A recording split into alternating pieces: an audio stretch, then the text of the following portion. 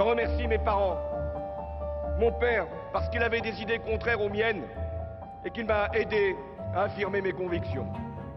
Il ne comprend pas très bien pourquoi son père veut absolument partir à toute vitesse. C'est une part de son enfance qui lui est retirée brutalement et pour lui, c'est extrêmement important. La façon dont il a établi les rapports avec son père ont forgé son caractère. Sa mère était la personne sans aucun doute la plus proche de lui. J'éprouve depuis mon plus jeune âge la fierté indicible d'appartenir à une grande, à une vieille, à une belle nation, la France. Il nous a souvent dit qu'il avait très mal vécu à l'école cette situation d'enfant divorcé. Il a été très marqué par une citation de Maurice Barrès. « Jeune, profondément sensible et peut-être humilié, tu es prêt pour l'ambition. »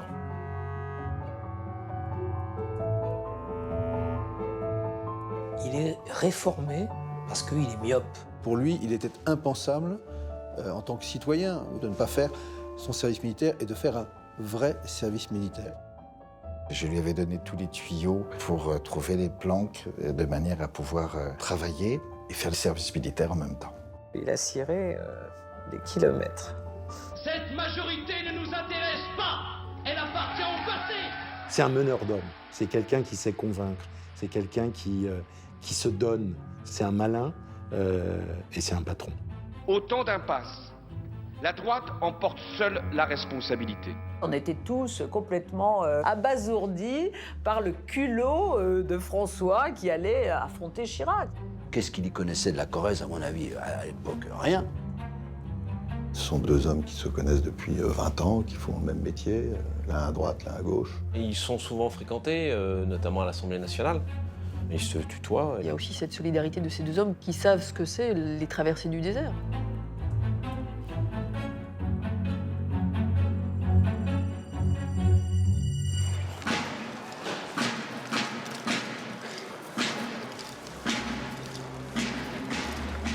Faut-il se fixer cet objectif si tôt? Y penser dès le plus jeune âge à ce palais de l'Élysée pour que l'ambition soit assez forte pour tenter de le conquérir.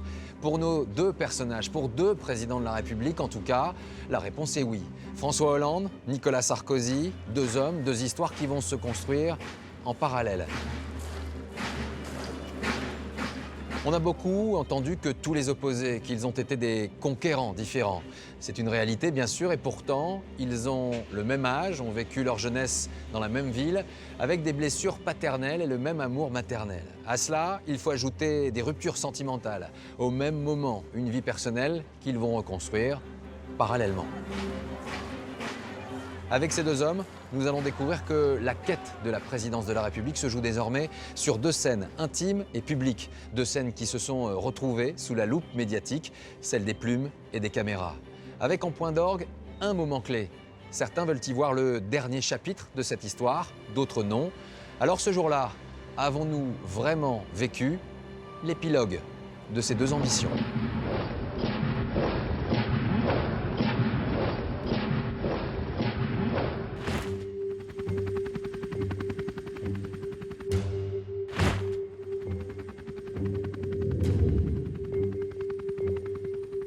Nous sommes le 15 mai 2012. Le palais de l'Élysée se prépare à accueillir un nouveau président. C'est un moment qui est regardé, peut-être pas par la population de la planète, mais en tout cas par tous les responsables de la planète. Et qui a une forte portée symbolique dans le fonctionnement même de la démocratie dans ce pays. François Hollande succède ce jour-là à Nicolas Sarkozy. François Hollande arrive à l'Élysée pour Nicolas Sarkozy, il ne devrait pas être là, ça devrait être lui. La grande erreur de Nicolas Sarkozy, c'est jusqu'au dernier jour, il l'a sous-estimé. Il a cru qu'il en ferait qu'une bouchée, que ça serait facile, qu'il était nettement supérieur. Après des semaines d'affrontements politiques, Nicolas Sarkozy et François Hollande se retrouvent face à face dans ce cérémonial républicain très codifié. On voit bien tout le poids des combats qui viennent à peine de se terminer, qui ont été des combats électoraux extrêmement durs et extrêmement violents. Pourtant, lorsque les deux présidents se prêtent à la traditionnelle photo sur le perron de l'Élysée, l'image est soudain saisissante.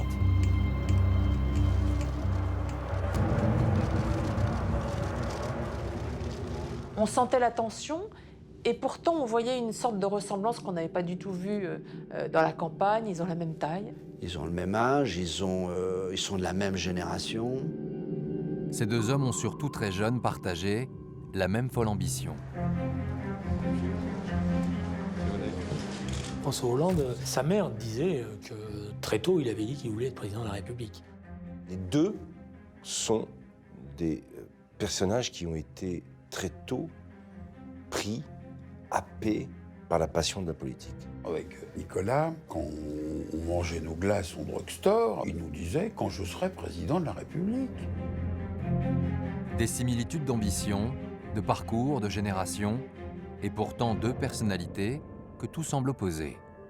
C'est vraiment des chemins très différents, ceux de Nicolas Sarkozy et François Hollande. Nicolas Sarkozy, c'est quelqu'un qui cherche à être là où on n'attend pas, qui cherche à surprendre, qui parfois même à provoquer.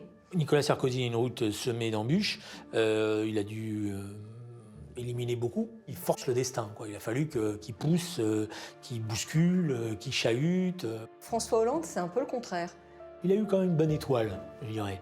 Il a toujours le petit coup de pouce de l'histoire qui va faire qu'au moment où personne n'y croit, lui, il continue à y croire. C'est quelqu'un qui, pendant toute une partie de sa vie politique, cherche à être discret, qui accepte d'être moqué, ce qui lui permet d'avancer sans qu'on le craigne.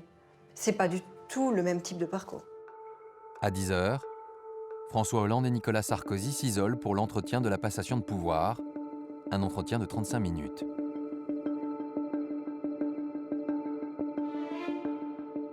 Ça a dû être froid, parce que je pense que Nicolas Sarkozy avait digéré sa défaite et qu'il se rendait compte de ce qu'il était devenu, c'est-à-dire un président battu, ce qui n'est pas rien pour lui, pour son honneur. François avait su quelques mots très sévères que Nicolas Sarkozy avait eus sur lui, et ça n'avait sûrement pas aidé à ce que la transition soit la plus simple possible.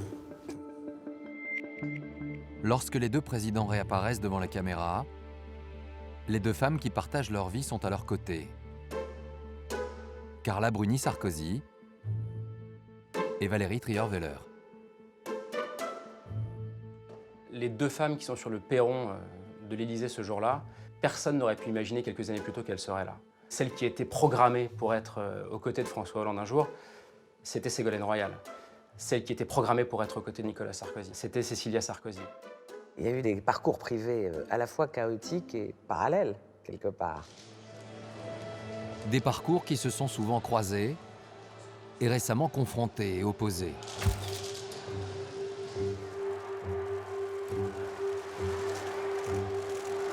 Au point qu'au dernier instant de cette passation, le nouveau locataire de l'Élysée va faire un choix.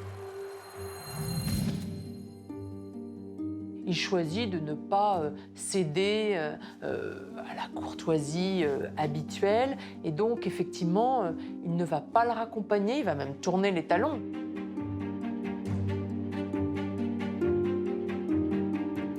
S'est-il vraiment rendu compte de l'effet que cela pouvait produire? Ce n'est pas certain. C'est un choix personnel. Je pense qu'il a été réfléchi. Je ne pense pas qu'il oublie de raccompagner l'ancien chef de l'État. Il n'a peut-être pas manifesté une espèce de cordialité qui, très sincèrement, aurait été, en l'occurrence, je pense, factice.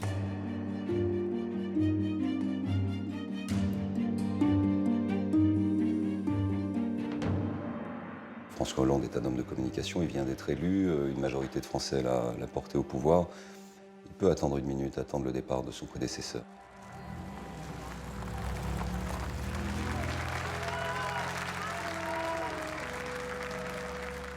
Peut-être que le jour de la passation de pouvoir, François Hollande fait payer à Nicolas Sarkozy ce mépris qu'il a eu envers lui pendant des années et des années. C'est peut-être le premier acte du François Hollande, président de la République, plus dur, qui essaie de s'imposer. À 58 ans, François Hollande et Nicolas Sarkozy ont tous deux atteint l'objectif qu'ils s'étaient fixé, devenir un jour président de la République. À chacun son parcours, son rythme, sa méthode, ses coups d'éclat et ses traversées du désert. Pour l'un comme pour l'autre, l'Élysée est l'aboutissement d'un rêve très ancien, un rêve d'adolescent. Mais cette ambition s'est probablement forgée plus tôt encore, dans les blessures et les failles de l'enfance. j'éprouve depuis mon plus jeune âge. Je remercie mes parents.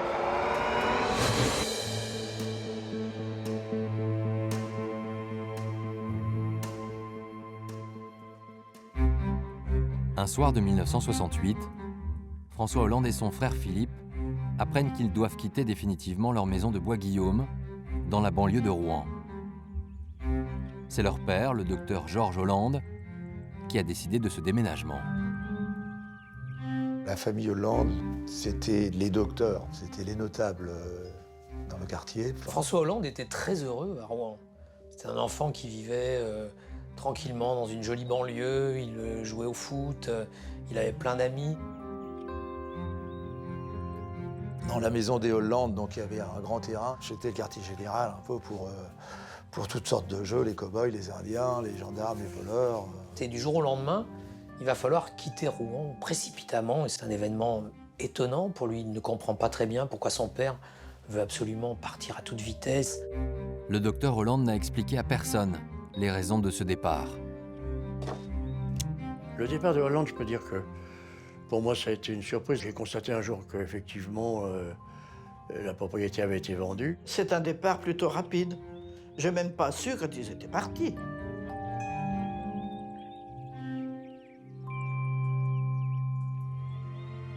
C'est quand même très troublant. C'est un ORL. Il a une clinique qui tourne très très bien, qui marche très bien. Il a pignon sur rue. Alors, le jeune François, qui a 13 ans, s'interroge forcément. Il ne savait pas tout à cette époque-là. Il ne savait pas vraiment que son père était aussi impliqué dans la vie politique locale. Il s'est présenté aux élections municipales à Bois-Guillaume. C'était une liste de droite bien marquée, quoi. Marquée à l'extrême droite. Cet engagement politique nuit-il à l'image du docteur Hollande? À cela, il faut ajouter une autre activité parallèle. Il a décidé de faire un peu d'immobilier par ailleurs, donc il s'est lancé un petit peu dans le business. Il investissait dans un immeuble. Une fois que c'était fait, il vendait, puis il recommençait. Alors, il était plus constructeur que médecin. Dans le métier médical, on a peut-être considéré qu'il allait un peu loin. Et la rumeur a fait savoir qu'il avait des problèmes avec l'ordre des médecins. Et dans la précipitation de ce départ, le père de famille fait le tri dans les affaires de ses fils, sans même les consulter. François, lui, a toute une collection de Dinky Toys, de voitures. Évidemment, il y tient énormément. Et là, tous ces petits soldats de plomb, ces petites voitures Dinky Toys, le père les jette. Le frère lui-même avait tout un tas de disques, des grandes collections de pop de l'époque, etc., de rock. Tout ça est jeté au rencard. Et pour François Hollande, c'est un vrai choc. C'est une part de son enfance qui lui est retirée brutalement et pour lui, c'est extrêmement important. Il en a voulu à son père à ce moment-là.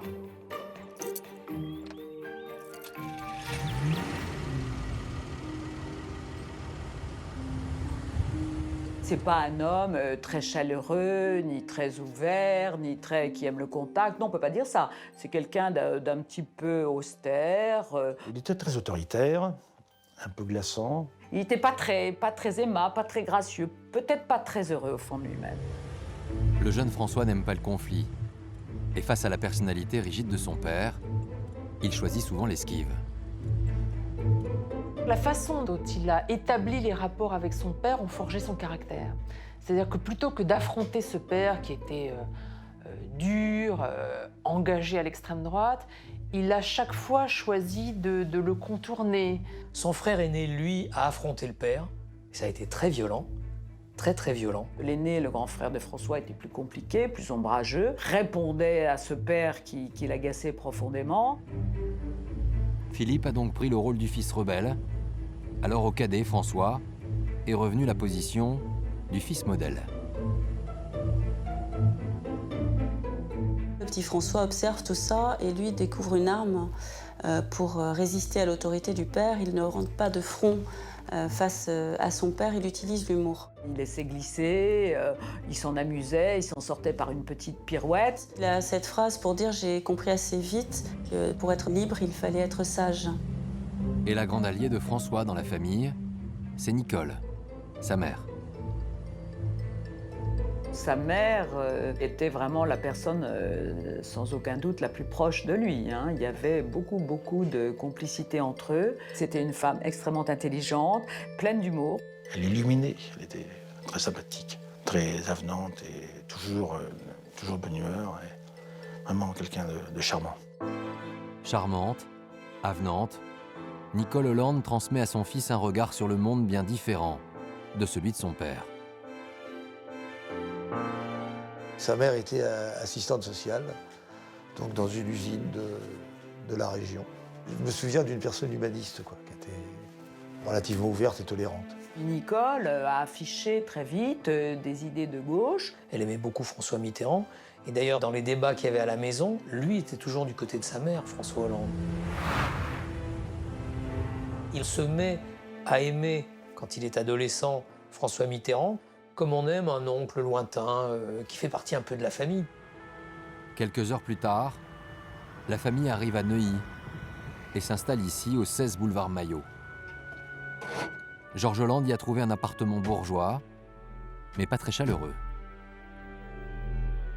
C'était son père, je crois, qui imposait ça. On a l'impression un peu d'être à l'hôtel, c'était un peu impersonnel. Ça ne plaisait pas beaucoup à François, d'ailleurs. Malgré tout, François Hollande s'adapte à cette nouvelle vie. En septembre 1968, il entre au lycée Pasteur.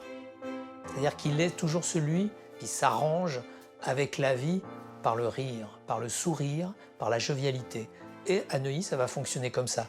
Et il a fréquenté tout de suite des copains, des camarades qui étaient d'un excellent milieu parce qu'il se sentait bien et d'égal à égal avec eux. Ça, c'est évident. Ouais. Et le lycéen veut très vite exister au milieu de ses camarades. Il aime bien être leader, donc naturellement, il était délégué de classe. Il se passionne aussi pour la politique, à gauche, comme sa mère. Et là encore, c'est en leader qu'il se voit. Un soir, il est en vacances avec son meilleur ami, qui est à l'époque Jean-Louis Audrin. On revenait donc du sport d'hiver, on était fatigué, crevé, et François, il se mettait à sa table de travail, parce qu'il aimait bien faire sa petite heure de boulot. Et donc, mon père me demandait, mais plus tard, qu'est-ce que tu veux faire? Il me disait, mais moi, je veux être président de la République. Il a dit ça sur un ton tellement placide et tellement banal que le père de Jean-Louis Audrin était stupéfait de la manière dont il a prononcé cette phrase. Dans l'esprit de François, c'était assez sérieux. Oui. Quelques années plus tard, au printemps 1973, c'est un autre adolescent qui s'installe à son tour à Neuilly, au 184 de l'avenue Charles de Gaulle. Lui aussi vient de quitter la maison de son enfance à cause d'un douloureux événement.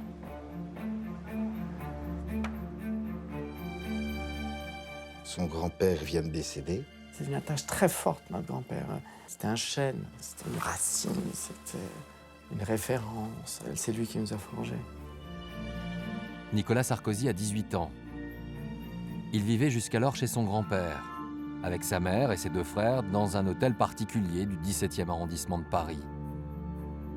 Mais à la mort de celui-ci, la mère de famille n'a plus les moyens de rester dans cette maison.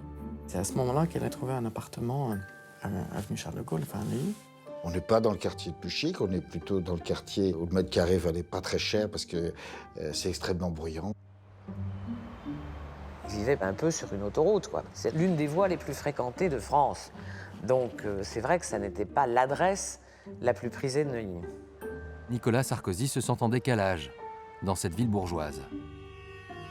Sarkozy, c'est un enfant de déclassé.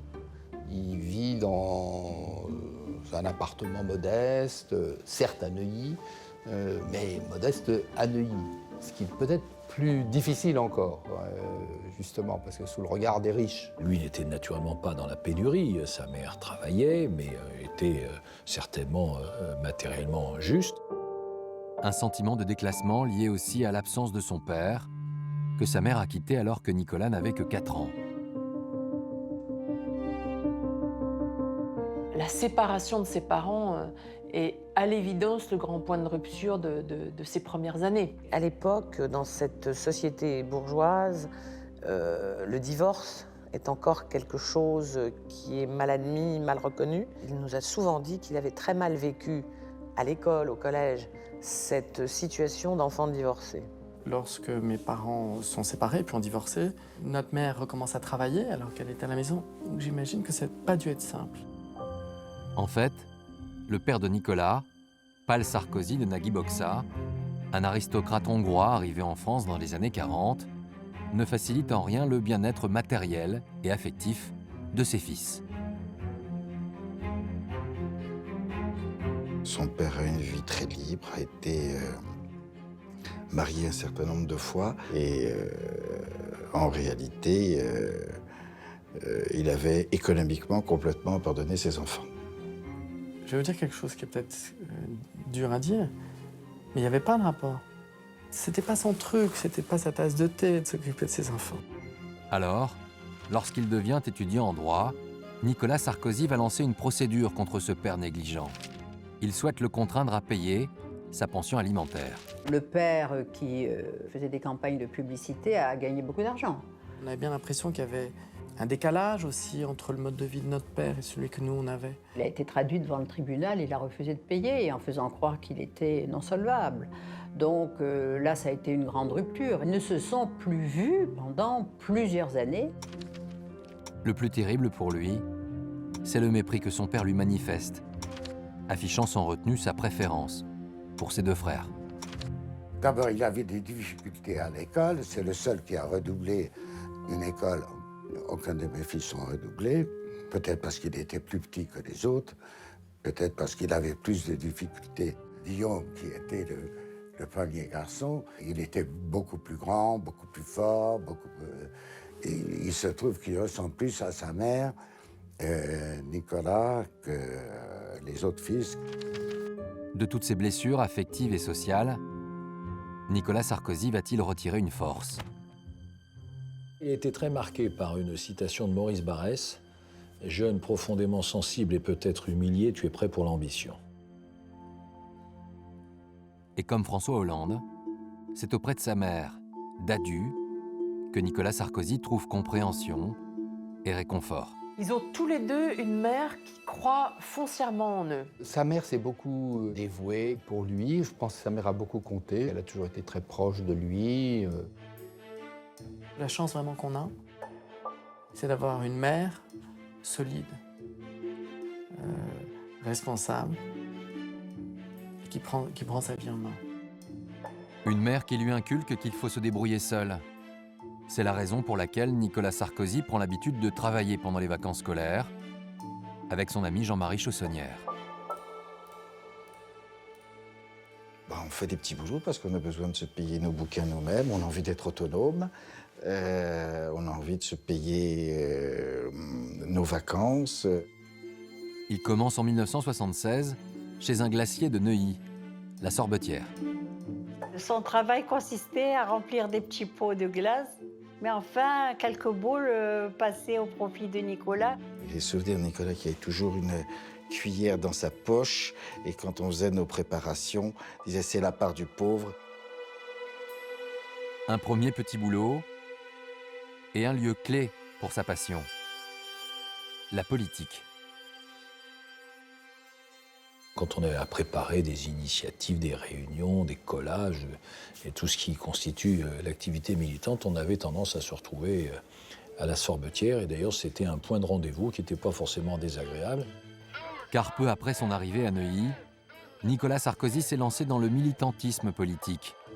Et le camp qu'il a choisi, c'est l'UDR, le parti gaulliste. Un choix qu'il n'a pas fait par hasard.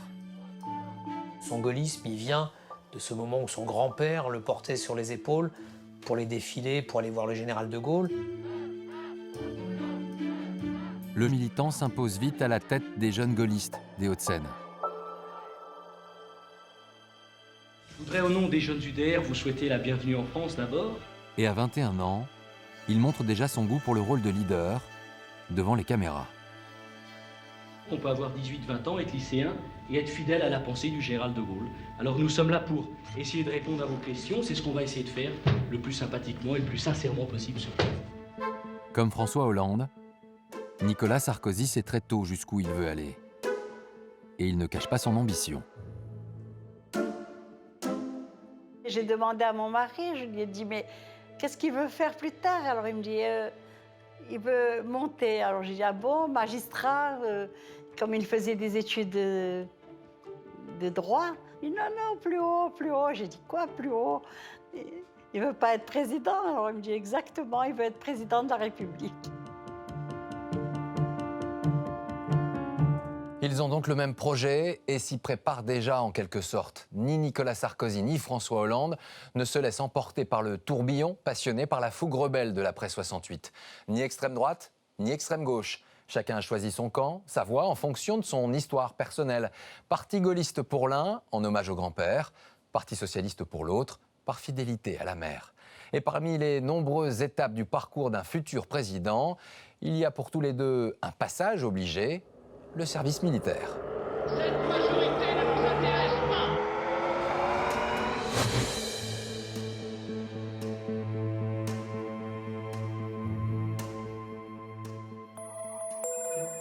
Nous sommes au mois de novembre 1976.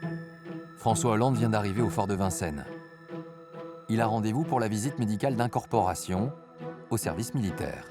Il se présente donc à la sélection, ce qu'on appelait à l'époque les 3 jours. Et l'examen ne se passe pas comme prévu. Il est réformé parce qu'il est myope. Il était désespéré. Réformer, c'est impossible. Recaler au service militaire. Pour lui, il était impensable, en tant que citoyen, de ne pas faire son service militaire et de faire un vrai service militaire. François Hollande vient d'intégrer l'ENA, après HEC et Sciences Po. Il a jusqu'ici un parcours sans faute. Alors cette dispense forcée du service militaire ne peut en aucun cas s'inscrire dans son histoire. Il ne voulait pas avoir de tâches dans son cursus, donc il pensait que c'était important pour l'avenir. Il est évident que sur le curriculum vitae d'un homme politique, il est nécessaire d'avoir fait son service militaire, car tôt ou tard, ça vous est reproché.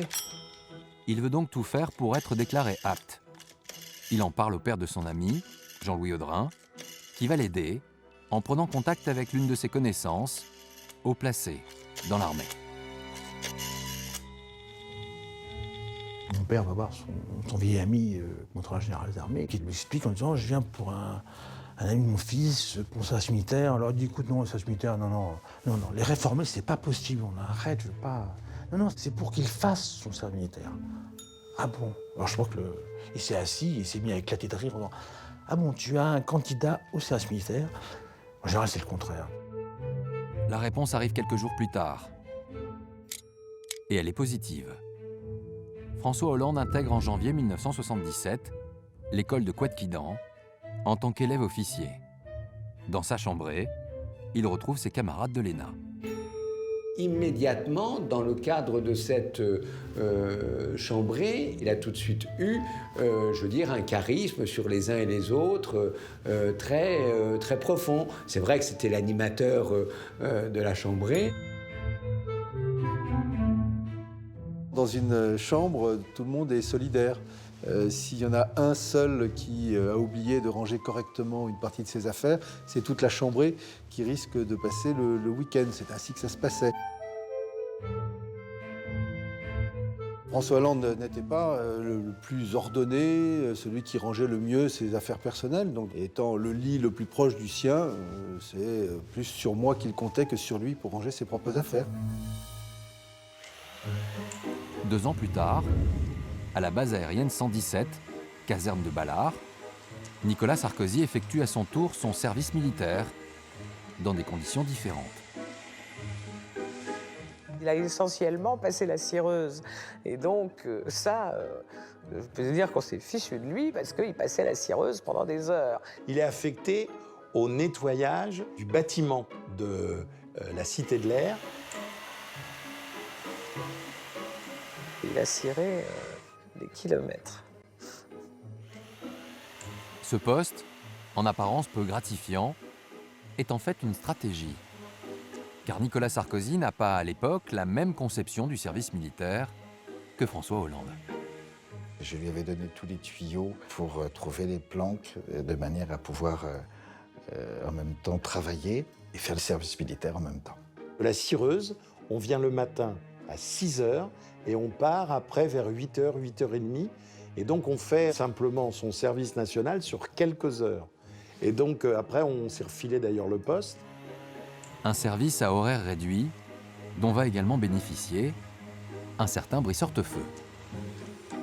Ça avait un grand avantage, c'était assez physiquement lourd, mais ça laissait une très très grande disponibilité. Cette disponibilité, Nicolas Sarkozy en a grand besoin, car au moment où il effectue son service militaire, il est de plus en plus happé par la politique. Quand il fait son service national, c'est pas la première de ses préoccupations. Il continue à faire de la politique. Cette majorité ne nous intéresse pas. Elle appartient au passé. Dès le lendemain de son incorporation, le 2 décembre 1978, Nicolas Sarkozy monte à la tribune du congrès des jeunes RPR. Ce jour-là, il défend avec ardeur le chef du parti. Ce qui nous intéresse, c'est d'aider Jacques Chirac à assumer pleinement le destin qui est le sien et qui est grand, tellement grand. Nous sommes tous, si je puis dire, rentrés au RPR pour Jacques Chirac. En arrivant à Neuilly, 5 ans plus tôt, Nicolas Sarkozy se vivait comme un déclassé. Il est devenu entre-temps conseiller municipal de la ville et leader des jeunesses RPR des Hauts-de-Seine. À 23 ans, le jeune homme a donc pris son envol. C'est un meneur d'hommes, c'est quelqu'un qui sait convaincre, c'est quelqu'un qui se donne, c'est un malin et c'est un patron.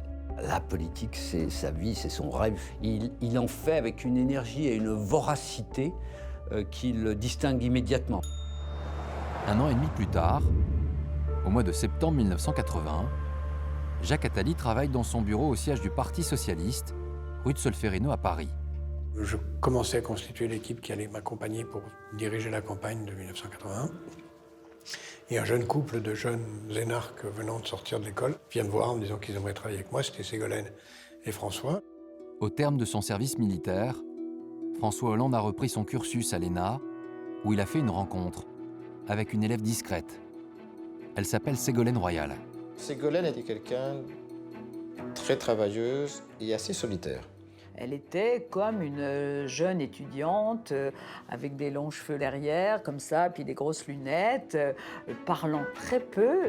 Elle était moins impliquée que François. François était le représentant des élèves au sein de la délégation, qui est le plus actif, travaillait avec nous. Ségolène était plus en retrait dans cette promotion. Et à la fin de l'année scolaire, lorsque Michel Sapin invite quelques camarades de promotion pour un week-end à la campagne, François Hollande ne vient pas seul. J'ai vu François arriver avec Ségolène, que nous connaissions, que je connaissais, mais que je ne connaissais pas pour sa relation avec François Hollande, que je connaissais comme une élève de l'école. Et donc c'est ce jour-là, évidemment, que les choses ont été explicites aux yeux de tous, puisqu'ils se sont retrouvés dans la même chambre. Ils ont appris à connaître leur histoire et ils ont découvert, au fond, que leur histoire familiale avait des points communs. Là aussi, on retrouve deux pères très autoritaires, etc. C'est donc en couple que François Hollande et Ségolène Royal décident à leur sortie de l'ENA de se mettre au service de François Mitterrand pour la campagne présidentielle de 1981. La star de l'époque, c'est Michel Rocard, et tous les énarques, évidemment, courent se faire recruter par l'équipe de Michel Rocard, parce que l'avenir politique, c'est Rocard. Et il y en a deux, des énarques, François Hollande et Ségolène Royal, qui, eux, ne vont pas chez Michel Rocard. Ils vont chez le loser, ils vont chez le ringard, chez le vieux rhinocéros de la 4e République, François Mitterrand. De son côté, Nicolas Sarkozy fait lui campagne pour Jacques Chirac. Il dirige le comité de soutien des jeunes RPR. Mais le 10 mai 1981, c'est François Mitterrand qui est élu. Alors, François Hollande et Ségolène Royal entrent à l'Élysée comme conseillers officieux du nouveau président, aux côtés de Jacques Attali. Un premier poste au cœur du pouvoir, et pourtant à 27 ans, François Hollande veut aussi exister sur le terrain politique. Il va accepter une proposition, celle d'un combat perdu d'avance. Ces vérités ne sont pas forcément bonnes à entendre pour tout le monde.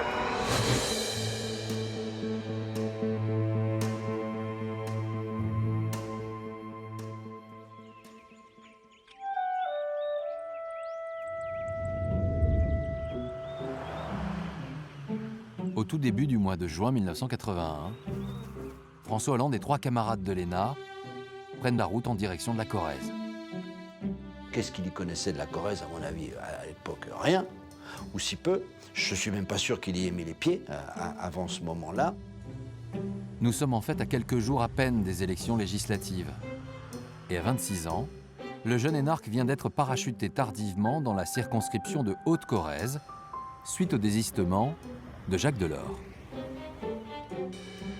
Il a mobilisé tous ses copains de l'ENA pour venir appuyer, aider à la mise en œuvre de cette campagne. Nous, on y était allés par amitié et pour le soutenir. C'est une véritable expédition, on a l'impression qu'ils partent en Afrique. Et ils arrivent là-bas, mais personne ne les soutient. François Hollande n'a que quelques jours pour mener campagne, face à un adversaire de taille, qui est ici, chez lui. C'était quasiment une mission impossible que d'aller chercher dans les terres de la Chiraquie la possibilité d'être élu député. On était tous complètement abasourdis par le culot de François qui allait affronter Chirac. Ça paraissait assez invraisemblable. C'est une formidable occasion pour lui d'apparaître dans l'opinion publique. Mais pour cette première campagne, il a très vite conscience qu'il ne pourra compter que sur lui et ses proches. Les mitterrandistes lui donnent pratiquement rien pour gagner, c'est-à-dire qu'il n'a pratiquement pas d'affiche. On l'a envoyé un peu pour faire de la figuration parce qu'il n'était pas question de battre Jacques Chirac, qui quand même avait aidé François Mitterrand à être élu, puisqu'il avait trahi Giscard. Donc on n'allait pas faire de mauvaise manière à Jacques Chirac. Jacques Chirac n'est donc pas très inquiet de se retrouver face à cet adversaire inconnu, parachuté par l'Élysée. Il est même comparé par Chirac au Labrador de Mitterrand. Il a dit dans la presse que François Hollande, mais il est moins connu que le Labrador de François Mitterrand. François disait, mais on va voir si j'arrive à le mordre aussi bien, ce sera déjà pas mal. Dès lors, il ne reste à François Hollande qu'une solution pour tenter d'exister. Faire un coup d'éclat. Il va monter une opération incroyable avec un toupet inouï. Il va aller dans un meeting de Jacques Chirac. Vous savez, et vous avez pu entendre récemment le ministre de l'Agriculture s'adresser... Nous nous trouvions au fond de la salle, debout. Jacques Chirac, avec sa venue, menait tout cela très tranquillement. Et François Hollande, très directement, a interpellé Jacques Chirac. Je suis, vous savez, celui que vous avez comparé au Labrador de François Mitterrand. Je voulais vous dire, voilà ce que vous n'avez pas fait, voilà sur quoi, avec la victoire de François Mitterrand, ce qui va changer et tout. Alors ça, c'est l'acte audacieux par excellence d'un jeune homme un peu tout fou. Il y a 400 militants RPR qui sont là, qui regardent François Hollande avec des yeux hostiles. Il se fait traiter de petit garçon par Jacques Chirac, mais en même temps, il a réussi un coup d'éclat, donc ça lui donne une certaine notoriété. Il a eu le cran de le faire. Il a été défié, Jacques Chirac, ce qui était un crime de lèse-majesté dans cette Haute-Corrèze où Jacques Chirac était comme un dieu. Sans surprise, François Hollande perd l'élection contre Jacques Chirac. Il rentre alors à Paris rejoindre la petite cellule de conseillers constituée par Jacques Attali à l'Élysée. Elle va se retrouver confrontée aux difficultés qui frappent le début du septennat de François Mitterrand. En janvier 1983, un livre sort. Son titre, De la Reconquête. L'auteur est un inconnu au nom énigmatique de Caton. Il se présente comme un homme de droite très critique envers son propre camp. Le livre est très vite un best-seller, vendu à 80 000 exemplaires. Succès de Caton énorme, et pendant un an, tout le monde s'est demandé qui c'était Caton. Car en fait, ce Caton déstabilise profondément sa famille politique. Cet homme de droite disait « Si notre camp a perdu, c'est qu'il n'a pas compris ce qui se passait parce qu'il était aveuglé ». Évidemment, c'était une charge contre la droite. En réalité, l'idée de ce livre a germé en haut lieu, bien loin de ceux à qui on l'attribue.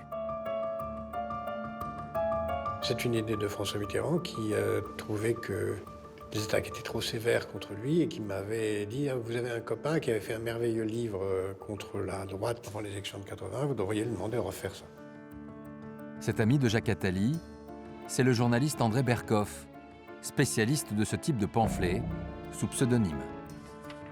Jacques Attali me dit, écoute, ce serait formidable que tu fasses une politique fiction.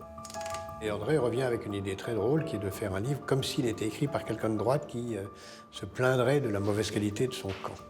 Alors moi, je me dis, faisons quelqu'un de l'ancien régime de droite qui regarde passer la gauche. Un giscardien, ou enfin quelqu'un qui est ou un Chirac, ou qui regarde ça. Mais l'auteur a besoin d'aide, notamment sur les questions économiques. Et je dis à Attali, il faut quelqu'un pour les chiffres. Parce que bon, je ne suis pas un économiste. Et je demande au plus drôle, le plus affûté d'entre nous, le plus polémiste, d'aider André en lui fournissant toute une série de documents, de notes. Et il me présente un petit jeune homme rond, bonne bouille, sympathique et tout. Les deux hommes collaborent étroitement à l'écriture du livre, et à sa sortie, la mystification fonctionne parfaitement. Seulement la presse est de plus en plus curieuse. Elle veut savoir qui se cache derrière ce mystérieux Caton. À un moment donné, les journalistes harcèlent l'éditeur et il dit il faut absolument qu'on ait au moins un Caton, au moins la voix. Bon, on sait qu'il ne veut pas se montrer, mais la voix. André Berkoff sait que sa voix est trop identifiable. Il a donc une autre idée. Pour incarner Caton, il décide de confier cette interview à une voix totalement inconnue du grand public. Caton est quelque part au téléphone en France. Caton, bonjour. Allô, oui, bonjour. Bien. Alors d'abord, pourquoi ce pseudonyme de Caton? Eh bien, tout simplement parce qu'il y a des vérités à dire et que ces vérités ne sont pas forcément bonnes à entendre pour tout le monde. La vérité, c'est tout simplement que le pouvoir socialiste ne tombera pas comme un fruit mûr et ce qui laisse entendre que nous pouvons, c'est-à-dire nous la droite, revenir au pouvoir dans les mois qui viennent ou même dans les 2 années qui viennent, se trompe et trompe les Français. C'est pas parce que Pierre Mauroy est à Cayenne ce matin que nous sommes débarrassés de la gauche. Personne ne reconnaîtra cette voix, car c'est finalement le conseiller de l'Élysée qui s'est prêté au jeu. L'énigmatique Caton, ce matin-là, n'est autre que François Hollande. Merci Caton, je rappelle votre livre de la Reconquête qui paraît chez Fayard. Au palais de l'Élysée, le président savoure la réussite de cette opération secrète. François Mitterrand, il adore jouer, c'était quelqu'un qui adorait les simulations et les situations. Donc l'histoire Caton, il en était ravi. Moi, il m'a dit après, c'était formidable, formidable. Alors que François Hollande se prête à des missions dans l'ombre, à la même époque, Nicolas Sarkozy va également faire preuve d'audace. Il décide de demander un rendez-vous à l'Élysée. Un jour, je trouve dans le message téléphonique à mon retour d'un voyage, jeune avocat gaulliste, a beaucoup d'admiration pour vous, souhaite devenir président de la République, aimerait vous rencontrer. Jacques Attali, intrigué, accepte de recevoir le jeune gaulliste et lui fait alors visiter le palais de l'Élysée. La moindre des choses, c'est que je lui fasse visiter son futur palais. Nicolas Sarkozy pousse déjà les portes et continue de tracer le sillon de son ambition. Et ce n'est qu'un début. Le jour de son mariage à la mairie de Neuilly, avec la jeune et discrète Marie-Dominique, il n'a pas choisi son témoin par hasard. Son nom, Charles Pasqua, il est le numéro 2 du RPR à l'époque. Charles Pasqua, c'était une puissance. Les Hauts-de-Seine, c'était plus qu'un coffre-fort. C'était des réseaux, c'était des forces. Et Pasqua faisait les élections. Il y a Charles Pasqua, Patrick Balkany, il y a Achille Peretti, le maire. Et vous savez, c'est la famille politique du département. C'était les RPR. Une famille politique qui va connaître bientôt un deuil inattendu. La mort du maire de Neuilly. Et cette disparition soudaine va donner l'occasion à Nicolas Sarkozy de réaliser son premier grand coup politique. Nous sommes en avril 1983. Lorsque Achille Peretti est décédé, Charles Pasqua est un peu le candidat naturel à sa succession. Seulement celui-ci n'est pas en état de mener cette campagne, qui ne doit durer que 15 jours. Je devais subir une petite intervention chirurgicale. Et Nicolas est arrivé avec Balkany pour me dire il faut sortir, il faut venir vite, parce qu'il faut préparer la suite, il faut qu'on soit candidat à la mairie. On rhabille Charles Pasqua et on le ramène chez lui et on passe la nuit avec lui à préparer quoi? La campagne de Charles Pasqua. J'ai dit à Nicolas, écoutez, occupez-vous-en. Nicolas Sarkozy prend donc les choses en main. Il fait le tour des conseillers municipaux et se rend vite compte que cette candidature ne fait pas l'unanimité. Il s'aperçoit que les 2/3 du conseil municipal de Neuilly font un rejet total de Charles Pasqua. Il était regardé avec un peu de condescendance par la bourgeoisie de Neuilly.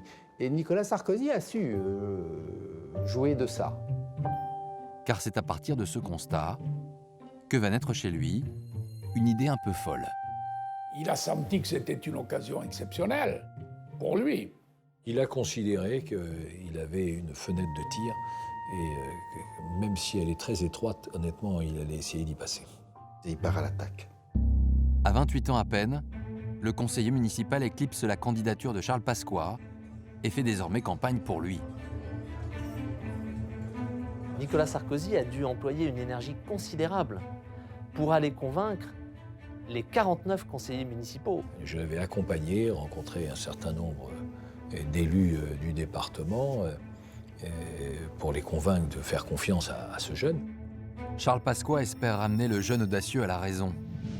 Il appelle alors Jacques Chirac, le président du RPR, qui demande à l'un de ses conseillers de régler le problème. J'ai reçu un coup de téléphone de Jacques Chirac qui m'a dit « Écoute Bernard, nous avons un problème à Neuilly. Charles veut prendre la succession d'Achille Peretti, mais il est gêné par un petit jeune là, je ne sais pas si tu le connais, c'est Sarkozy. Bon, il faut que tu le convoques et que tu règles cette affaire. » Bernard Pons s'exécute et reçoit Nicolas Sarkozy. Quand il est sorti, j'ai pris mon téléphone, j'ai appelé Jacques Chirac et je lui ai dit « Écoute Jacques, tu peux appeler Charles, il ne sera pas maire de Neuilly, c'est Nicolas qui sera maire de Neuilly et personne ne peut le contrecarrer. » Nicolas Sarkozy vient donc en quelques jours de détrôner un de ses pairs en politique. Pasqua était quand même un des caciques, un des fondateurs. Et Sarko avait eu le courage, l'inconscience de s'attaquer à cette icône, de l'humilier. Sur le moment, on ne peut pas être très content, parce que je lui avais dit « occupez-vous-en, occupez-vous de ma candidature », donc il s'en est occupé, si j'ose dire. Charles Pasqua renonce finalement à se porter candidat. Reste maintenant à savoir si l'audace de Nicolas Sarkozy va se révéler payante. Le vendredi 29 avril 1983, les conseillers municipaux de Neuilly sont réunis pour élire le nouveau maire, et les visages crispés des uns et des autres traduisent bien l'ambiance tendue ce soir-là. Je pense qu'un maire doit avoir de l'expérience, doit avoir de l'impartialité, doit avoir de la compétence. En fait, l'un des conseillers, le préfet Vier, s'oppose de manière claire à Nicolas Sarkozy.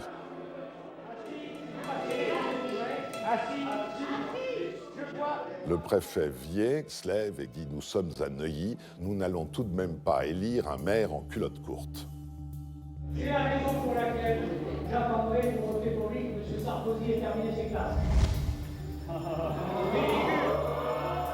Deux candidats s'affrontent pour le fauteuil de maire, le RPR Nicolas Sarkozy face au centriste Louis-Charles Barry. Après le vote, l'heure est au dépouillement. Pour l'emporter, le candidat doit obtenir une majorité absolue. Il y a 49 conseillers municipaux votants. Il lui faut donc 25 voix.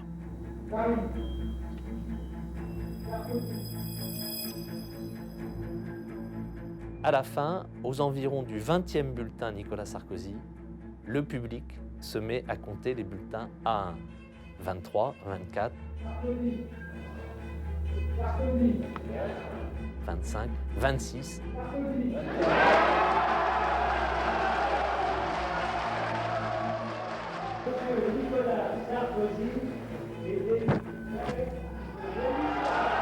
Nicolas Sarkozy vient de réussir son premier coup d'éclat, en prenant ce que personne ne lui promettait.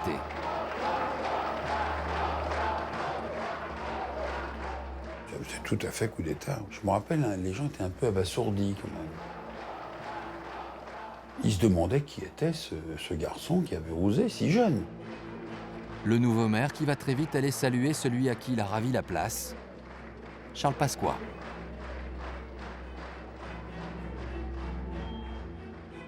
Mais enfin, il n'a pas été élu de manière triomphale non plus. Hein.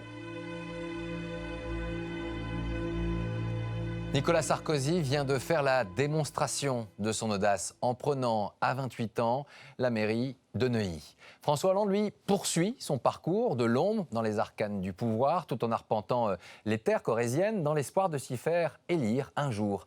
Et c'est en juin 1988 que le chemin politique des deux hommes va se croiser pour la première fois dans un des hauts lieux de la République. Ce jour-là d'ailleurs, un troisième personnage clé de cette histoire, il fait également son apparition. Je craignais que si j'étais élu, elle ne le soit pas. Dominique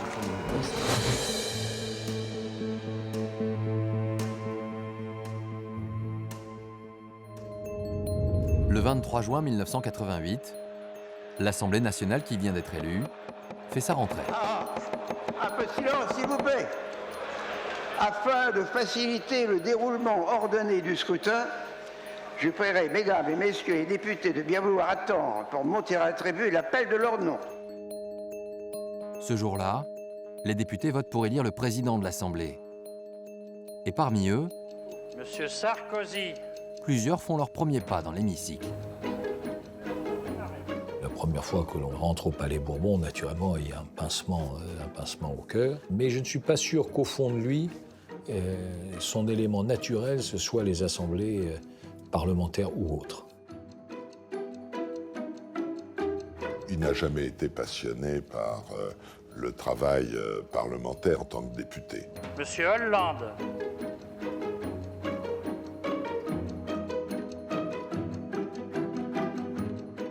J'ai une certaine fierté, c'est le début d'une nouvelle histoire. C'est pas une forme d'aboutissement, mais tout de même, ça va être le début d'une nouvelle vie pour lui, d'une nouvelle vie politique dans laquelle il va parfaitement s'épanouir. Une nouvelle histoire qui, pour François Hollande, va en fait s'écrire à deux. Madame Royal.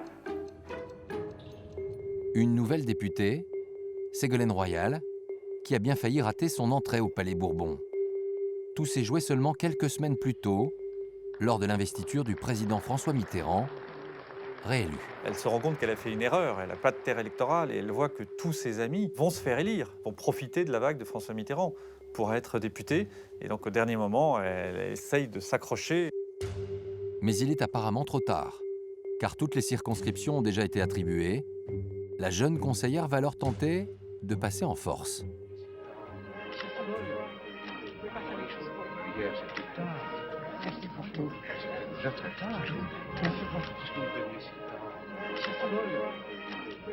Elle se dit, si je force pas le destin ne viendra pas facilement à moi.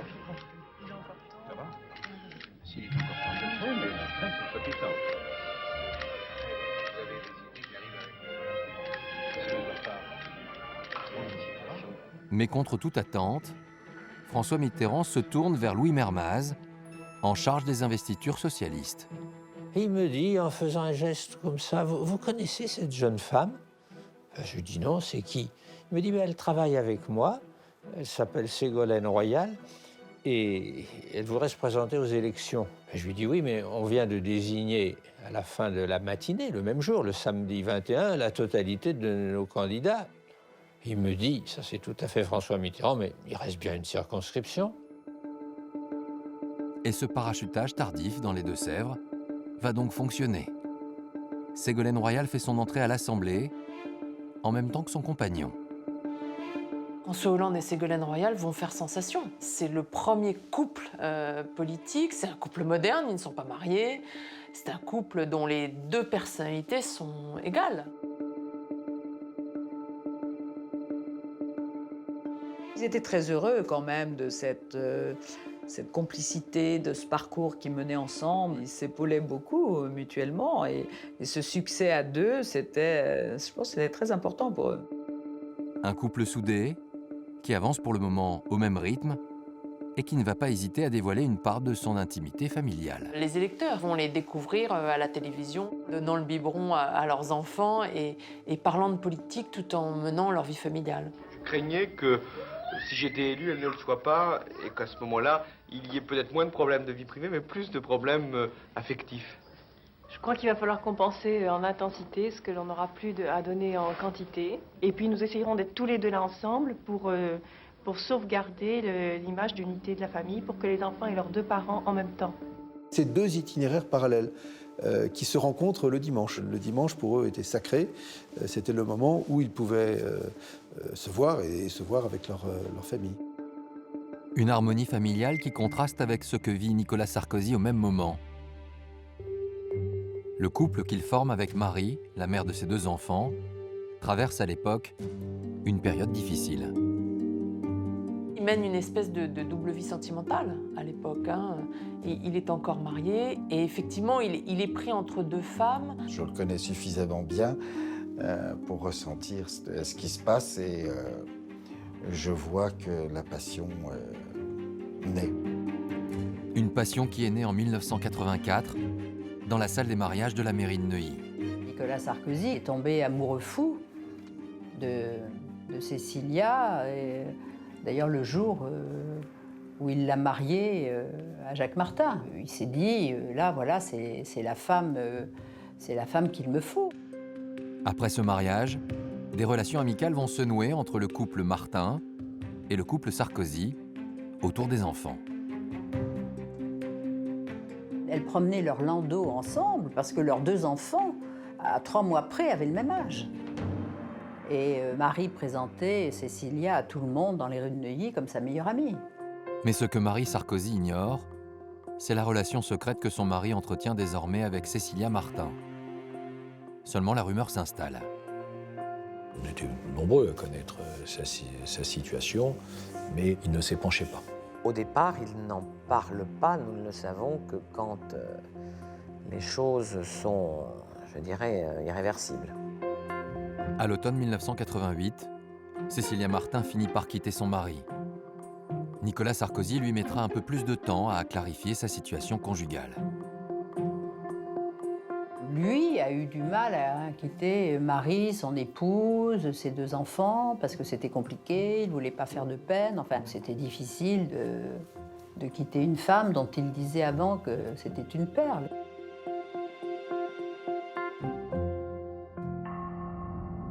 De son côté, François Hollande va devoir s'habituer à devenir Monsieur Royal. La palme revient la plus verte des nouveaux venus, Ségolène Royal, 38 ans, à l'environnement. Sa compagne devient ministre pour la première fois et elle n'entend pas l'oublier dans cette ascension. Elle s'inquiète en tout cas auprès de François Mitterrand du statut de François Hollande et elle demande si lui aussi peut rentrer au gouvernement. Et François Mitterrand lui dit « mais je ne peux pas avoir un couple de ministres qui vivent ensemble, c'est pas possible ». François Mitterrand, avec cette cruauté qui le caractérise, va lui proposer de choisir. Si vous voulez que ça soit lui, bien renoncez. Et évidemment, là, elle ne renonce pas pour François Hollande. 3 mois plus tard, la jeune ministre va trouver une occasion de s'exposer médiatiquement avec la naissance de leur 4e enfant. À son attaché de presse, qui au départ lui propose juste de faire un petit sujet dans son journal local, lui dit « mais enfin, tu n'y penses pas, c'est un événement, il faut Paris Match ». Ségolène Royal obtient une longue interview dans l'hebdomadaire. Une interview signée par 2 journalistes, Catherine Tabouy et une autre jeune femme, son nom, Valérie Massonneau. Elle est une journaliste politique à Paris Match qui suit la gauche, donc elle connaît aussi bien Ségolène Royal que François Hollande. Valérie Massonneau, qui deviendra plus tard Valérie Trierweiler. François Hollande n'apparaît sur aucune photo. Il accordera juste cette courte réaction à une équipe de télévision. On est plutôt pour les grandes familles, oui. Ségolène, elle a une famille de 8 enfants, donc elle n'a pas encore atteint l'objectif. Et moi, j'ai déjà doublé l'objectif parce que je suis une famille de 2 enfants. Alors voilà, peut-être qu'on a atteint presque l'équilibre maintenant. Il ne pouvait pas faire comme si de rien n'était, et en tous les cas pas être un papa absent. Mais François, c'est pas quelqu'un qui expose sa vie privée. Et d'après ce que je sais, François Hollande n'était pas d'accord. Bon. Là, il n'était pas très content, je crois. Lui-même ne l'aurait pas fait, ça c'est évident. Le couple Hollande-Royal avait fait une entrée remarquée à l'Assemblée. Mais les élections législatives de 1993 vont mettre fin à cette situation inédite. Alors que Ségolène Royal est une des rares socialistes à être réélue, François Hollande, lui, perd son siège de député. Peu d'hommes politiques étaient préparés à ce moment-là à vivre le succès de leur propre femme, compagne ou épouse, peu importe. Il n'a jamais eu la moindre expression qui pouvait laisser paraître du ressentiment entre Ségolène en disant elle a été ministre, je ne l'ai pas été. Jamais, jamais, jamais. Il fallait pour lui-même qu'il accepte d'être dans l'ombre, qu'il accepte d'être le perdant. Il est celui qu'on appelle Monsieur Royal. Dans certains de ses déplacements en province, on lui parle tout le temps d'elle. Monsieur Royal, donc, est renvoyé à l'anonymat de la Cour des comptes, son poste à la sortie de l'ENA. Pour Nicolas Sarkozy, en revanche, le retour de la droite au pouvoir va lui permettre de décrocher ce qu'il attend depuis longtemps, un premier poste au gouvernement. Balladur imagine d'abord la culture, éventuellement l'équipement, mais lui ne veut qu'un seul ministère, le budget, parce que le budget permet de voir tous les ministères en un, et qu'on est toujours dans la préparation de ce qu'il veut être plus tard. En plus du budget, Nicolas Sarkozy devient le porte-parole du gouvernement. Actuellement, c'est 2 minutes chez le Premier ministre. Il est très heureux, il bosse comme un fou. Et au début, on a vraiment cette image d'un ministre très spectaculaire, une grande présence médiatique, être sur le terrain dès que c'est nécessaire, ne jamais être dépassé par l'information. À ses côtés au ministère, une femme le conseille, celle qui partage sa vie, Cécilia. Au début, c'est vrai que beaucoup de personnes sont un peu étonnées que Cécilia soit très souvent présente à des déjeuners de travail. Et puis passer la première surprise, voilà, il s'y habitue. Elle est toujours aux côtés de son compagnon qui va devenir son mari. Le ministre du Budget est alors dans une situation stratégiquement essentielle pour la majorité. Il est à la fois l'homme de confiance d'Édouard Balladur, tout en restant proche du clan Chirac. Le vrai fils spirituel de Chirac, c'est Sarkozy. Nicolas Sarkozy était le témoin de mariage de Claude Chirac. Le maire de Paris pense même au jeune ministre pour diriger sa future campagne présidentielle. Mais il n'a pas prévu une partie du scénario. Il s'est produit tout de même, pour le gouvernement Balladur, un extraordinaire courant d'opinion. Les mois s'étirent, Balladur prend de l'espace et puis on commence à comprendre qu'il va y avoir une rivalité. Aidé par une certaine popularité, le Premier ministre songe à se présenter lui-même à l'élection présidentielle. Jacques Chirac, lui, se retrouve marginalisé. Les journalistes ne voulaient même plus interviewer Chirac. Ils avaient décidé tous que Balladur serait installé à l'Élysée en 95. C'était décidé, c'était écrit, c'était comme ça. Effectivement, les sondages à cette époque-là donnaient des scores incroyables à Édouard Balladur, pourtant Premier ministre en exercice.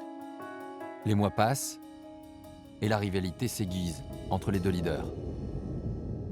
Au début de l'année 1994, personne n'est encore déclaré, mais le ministre du Budget a déjà choisi son candidat. Il est très clair qu'il a choisi Édouard Balladur plutôt que Jacques Chirac, qu'il considère au fond, sinon comme un loser, comme moins brillant, moins fort, moins populaire qu'Édouard Balladur. Et Nicolas Sarkozy le dit en tête-à-tête à Jacques Chirac. Et c'est le seul qui le lui dit. Nicolas Sarkozy vient donc de s'affranchir de l'autorité de son père politique. Et il lance aussitôt une offensive contre le camp chiracien. C'était des rapports de force, des réunions dans les couloirs de l'Assemblée. Non, c'était violent, c'était violent. C'est-à-dire clairement, on était menacé de vie ou de mort politique si on choisissait pas Balladur. Nicolas va passer son temps à menacer ses potes qui ont pris position pour Chirac. Moi, il m'appelle un jour et il me dit tu sais, t'avais de l'avenir. Mais n'oublie pas une chose, Chirac, il pardonne toujours. Mais Balladur, il tue. Ça a été une blessure intime pour Chirac. parce qu'il avait une réelle affection pour Sarkozy. Et après, il a fermé son cœur, c'est vrai. Il n'a jamais pardonné. Le 23 avril 1995, Édouard Balladur est éliminé dès le premier tour de l'élection présidentielle. Et 15 jours plus tard, c'est Jacques Chirac qui est élu président de la République. Nicolas Sarkozy a fait le mauvais choix. Son ambition connaît son premier vrai coup d'arrêt. Il incarne la traîtrise. Et partout où il va, on le siffle. Il n'est pas bien accueilli et il est même parfois traîné dans la boue. Personne ne veut plus lui parler, il est écarté, on estime qu'il n'aura jamais rien, il n'arrivera jamais à rien. Et il était considéré par une partie de son camp comme une sorte de paria. Il reste enfermé dans la mairie de Neuilly et il n'entre pas au gouvernement, naturellement. Il est au pain sec et à l'eau, comme on dit.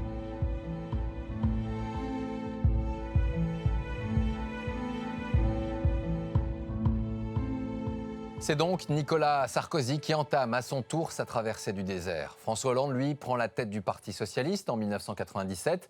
Mais lorsque la gauche revient au pouvoir, c'est une nouvelle fois sa compagne qui est nommée ministre.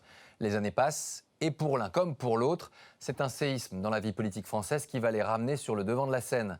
Nous sommes le 21 avril 2002, Jean-Marie Le Pen accède au second tour de l'élection présidentielle et Lionel Jospin, éliminé dès le premier tour, vient d'annoncer son retrait de la vie politique. Est-ce qu'il vous arrive de penser à l'élection présidentielle? Pas simplement quand je me rase.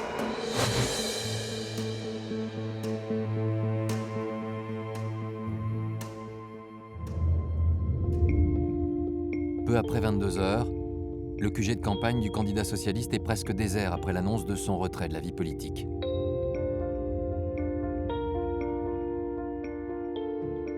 C'est dur pour tout le monde, c'est dur pour la gauche, c'est dur pour Lionel Jospin, c'est dur pour tous les socialistes. Le PS est renvoyé dans l'opposition, tout le monde est détruit, tout était à reconstruire.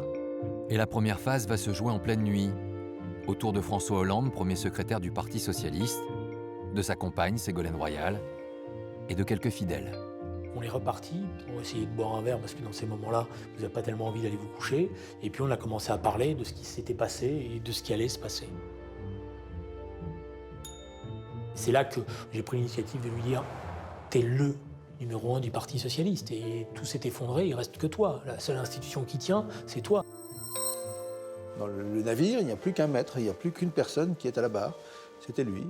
Un espace s'ouvrait, une possibilité s'ouvrait. Le séisme du 21 avril vient d'ouvrir une nouvelle voie à François Hollande. Un choc qui va également profiter à Nicolas Sarkozy, car cette fois, le maire de Neuilly n'a pas ménagé ses efforts pour faire réélire Jacques Chirac. Et il entend bien obtenir un retour sur investissement. Il voulait Matignon, il voulait être Premier ministre. Et c'était lui-même, auto-intronisé Premier ministre. C'était presque une évidence que quelque part, c'était la suite logique des postes qu'il avait occupés. Lorsque Jacques Chirac est réélu sans surprise à la tête de l'État, Nicolas Sarkozy pense donc que sa nomination est imminente. Il attend alors le coup de fil du président. On était avec Cécilia Brice, Franck Louvrier, dans son bureau, quand Nicolas Sarkozy a reçu le coup de téléphone lui disant « T'es pas Premier ministre ». Jacques Chirac ne souhaite pas le nommer Premier ministre. Comme d'habitude, vous l'apprenez toujours au dernier moment. Sur le moment, c'est pas très agréable. Jacques Chirac a décidé que plus jamais il ne ferait confiance à Nicolas Sarkozy. Le fait que Chirac n'ait jamais nommé Sarkozy à Matignon, c'est la queue de comète de la blessure intime. Et pourtant, jusqu'à la dernière minute, Jacques Chirac a laissé entrevoir un espoir à Nicolas Sarkozy. Jacques Chirac l'a fait courir un peu, quoi. Il lui a demandé de faire un programme, etc. Et Nicolas Sarkozy y a cru que ça pouvait se faire. Jacques Chirac, d'ailleurs, faisait semblant ou pas d'interroger, de réfléchir, de consulter. Mais peut-être sa décision était-elle déjà prise. À défaut de Matignon, Nicolas Sarkozy se voit proposer le ministère de l'Intérieur. Jacques Chirac pensait aussi certainement que le ministère de l'Intérieur, c'était un moyen de d'être impopulaire. C'était surtout le ministère des mauvaises nouvelles et puis le ministère un peu de la répression. Et que donc Nicolas Sarkozy, il laisserait sa santé politique. Mais Nicolas Sarkozy va avoir une toute autre lecture de cette nouvelle fonction. Le premier jour, il arrive et puis il dirige tout, quoi. C'est-à-dire qu'en fait, il prend le pouvoir, place Beauvau. Le ministère de l'Intérieur, il s'est fait une image de réussite politique, d'efficacité. Il s'est servi du ministère de l'Intérieur pour devenir populaire. Et Sarkozy réussit son passage à Beauvau de manière exceptionnelle. Très tôt, dès 2003, le ministre de l'Intérieur assume publiquement ses ambitions pour l'avenir, sans égard pour le président en exercice. Quand vous vous rasez le matin, là, vous pouvez penser à autre chose qu'au ministère de l'Intérieur. Est-ce qu'il vous arrive à ce moment-là de penser à l'élection présidentielle? Pas simplement quand je me rase. Il a une audace incroyable de défier Chirac. Alors moi, ça veut dire que ça m'avait fait tomber de l'armoire quand il explique qu'il pensait à la présidentielle en se rasant, ou pas qu'en se rasant. Tout le monde sait qu'il souhaite être candidat. Il y a juste quelqu'un qui assume son destin et la volonté de le construire. Cette ambition présidentielle est aussi une affaire de couple. Nicolas, j'aurais pu faire.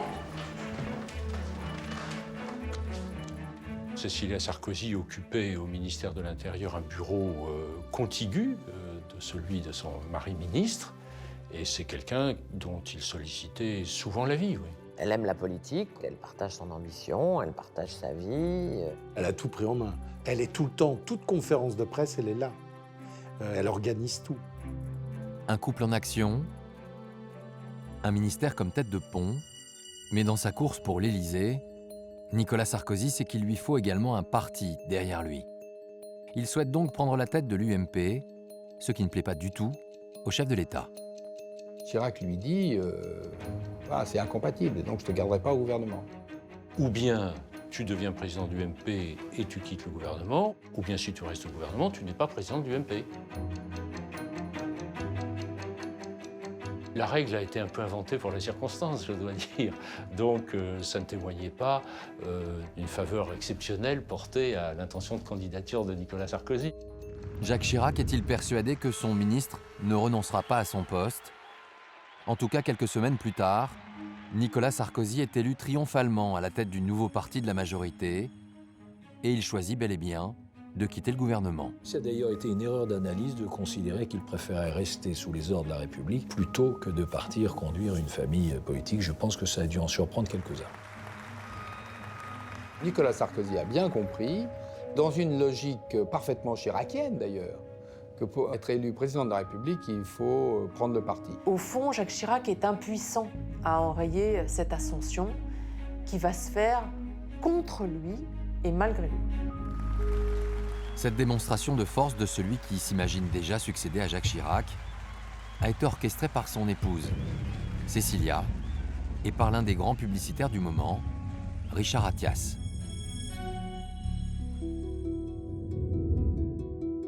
Pour François Hollande également, l'année 2004 est une année de consécration.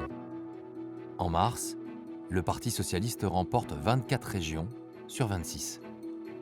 Un tel raz-de-marée, c'était pas prévu. Bon, donc on est dans une montée en puissance là, et dans une affirmation de François Hollande, qui, après cette élection des régionales, on bascule sur les européennes.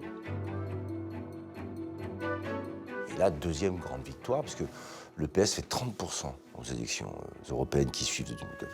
Score jamais atteint. Jamais. Et celui qui retire les bénéfices de ces victoires successives, c'est mécaniquement le dirigeant du parti. C'est le bonheur pour François, c'est l'année des victoires, c'est l'année de la reconnaissance.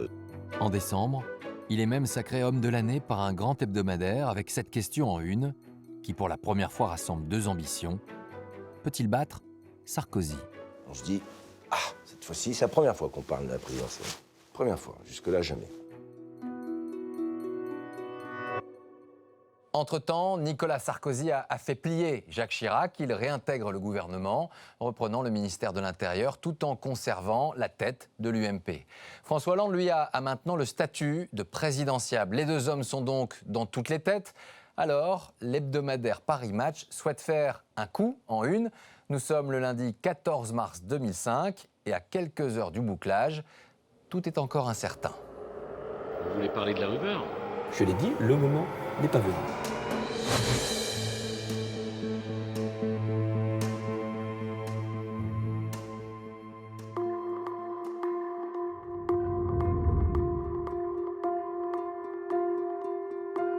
Quand on monte ce genre d'opération, on le fait dans la plus grande discrétion et le plus grand secret. Donc, dans ce cas-là, ça concerne très peu de monde. En fait, l'hebdomadaire s'est lancé un défi. Réunir en une les deux hommes politiques du moment, Nicolas Sarkozy et François Hollande. On n'est pas loin de la présidentielle. Et de toute évidence, du moins à ce moment-là, on pense que les deux hommes vont s'affronter. Reste à convaincre les deux présidentiables de poser côte à côte. Sur le principe, on est plutôt d'accord. Et donc, à partir de ce moment-là, Alain Ginestar souhaite aussi faire la photo. Et donc, on donne notre accord de principe, je crois, c'est lundi matin, le bouclage de Paris Match étant le mardi. Un accord de principe, mais en même temps, tout semble toujours très fragile, à quelques heures du rendez-vous. En début d'après-midi, j'ai un coup de fil de Cécile Sarkozy qui annule l'opération. De son côté, François Hollande a pris sa décision. Le fait de poser à côté de Sarkozy, ça le hisse au niveau du grand présidentiable à droite. J'étais à l'époque contre cette photo. Je la découvre, on va dire, 2 ou 3 heures avant qu'elle se fasse. On a essayé de l'en dissuader.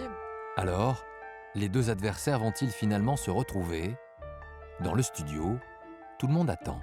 L'un arrive à l'heure, donc François Hollande, et l'autre arrive en retard, Nicolas Sarkozy. Et l'un arrive discrètement, François Hollande. L'autre arrive après que des motards et des policiers aient sécurisé la zone. Sarkozy est en haut avec le directeur de Paris Match. Nous, on est en bas, on attend. Et j'essaie, je crois, jusqu'à la dernière minute, de lui dire « Écoute, on s'en va, quoi. Faut pas la faire, cette photo. » Quelques minutes plus tard, Nicolas Sarkozy finit par rejoindre François Hollande. Ces deux hommes arrivent, ils sont habillés pareil. La même cravate ou quasiment, le même costume ou quasiment. Enfin, il y a une espèce d'instant gravé dans le marbre où à la limite ils se regardent les deux et enfin, ils en sont même à rigoler parce que c'est surréaliste. Une atmosphère surréaliste, mais aussi très vite détendue. Une certaine complicité s'installe entre ces deux rivaux qui ont le même âge, qui ont déjà connu les réussites, les échecs et les coups bas. Ce sont deux hommes qui se connaissent depuis 20 ans, qui font le même métier, l'un à droite, l'un à gauche. Et ils sont souvent fréquentés, notamment à l'Assemblée nationale. Ils se tutoient. Il y a aussi cette solidarité de ces deux hommes qui savent ce que c'est, les traversées du désert.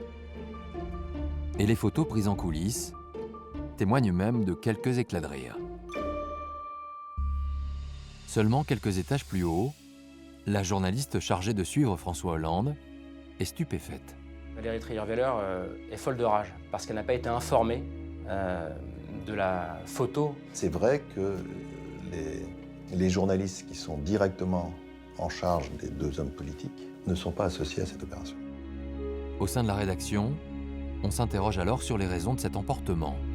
On a senti à ce moment-là qu'effectivement, les relations entre le premier secrétaire du Parti socialiste et la responsable de la chronique socialiste était peut-être un peu moins professionnel qu'on ne pouvait le penser. Quand j'ai la confirmation que c'est une liaison, je demande à Valérie Trierweiler de venir me voir, on en parle ensemble et on prend la décision qu'elle quitte la couverture du Parti socialiste. En fait, les deux hommes qui viennent d'afficher leur succès politique en une du journal ignorent encore qu'ils vont vivre au même moment une période personnelle compliquée. C'est même étonnant, ce parallélisme de cette tourmente privée des deux, à peu près à la même époque, je veux dire à quelques semaines près, et que tout le monde ignorait quelque part. Mais le secret de cette période tourmentée sera difficile à tenir pour Nicolas Sarkozy qui a beaucoup exposé son couple ces dernières années. À un moment donné, sa vie privée, elle est plus aussi parfaite, idyllique qu'il veut bien la raconter, et à ce moment-là, il voudrait qu'on s'arrête. On ne peut plus s'arrêter. Les rumeurs sont là, il y a des choses qu'on ne peut plus cacher. Cette rumeur, c'est le départ de son épouse Cécilia avec le publicitaire Richard Attias.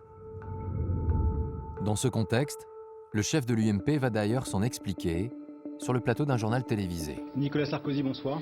Bonsoir. Merci d'avoir accepté notre invitation. Merci de m'avoir invité. La veille, on a été en contact avec Franck Louvrier, qui était son conseiller en communication. Et quand on lui a posé la question sur l'affaire, est-ce qu'il allait en parler, Franck Louvrier a dit oui, on parlera, il parlera de tout. Comme une rumeur persistante sur sa situation personnelle ne fait qu'enfler, il y répond. On a parlé d'un coup de fatigue et puis de difficultés dans votre vie privée. Quelle est la vérité? On a tout de suite évoqué cette question. Je ne savais pas du tout comment il allait me répondre. Vous voulez parler de la rumeur? Mais interrogez-moi alors, faites votre joli métier. Voilà. Allez jusqu'au bout. Quelle est la réponse que vous voulez que je vous apporte?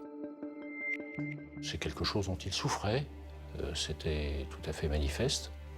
Quelqu'un qui a, sous des dehors très guerriers, une très grande sensibilité, et il souffrait. Alors la vérité, elle est très simple, comme des millions de familles. La mienne a connu des difficultés. Ces difficultés, nous sommes en train de les surmonter. Est-ce que je dois en dire plus? Je ne le pense pas. Autant d'impasses.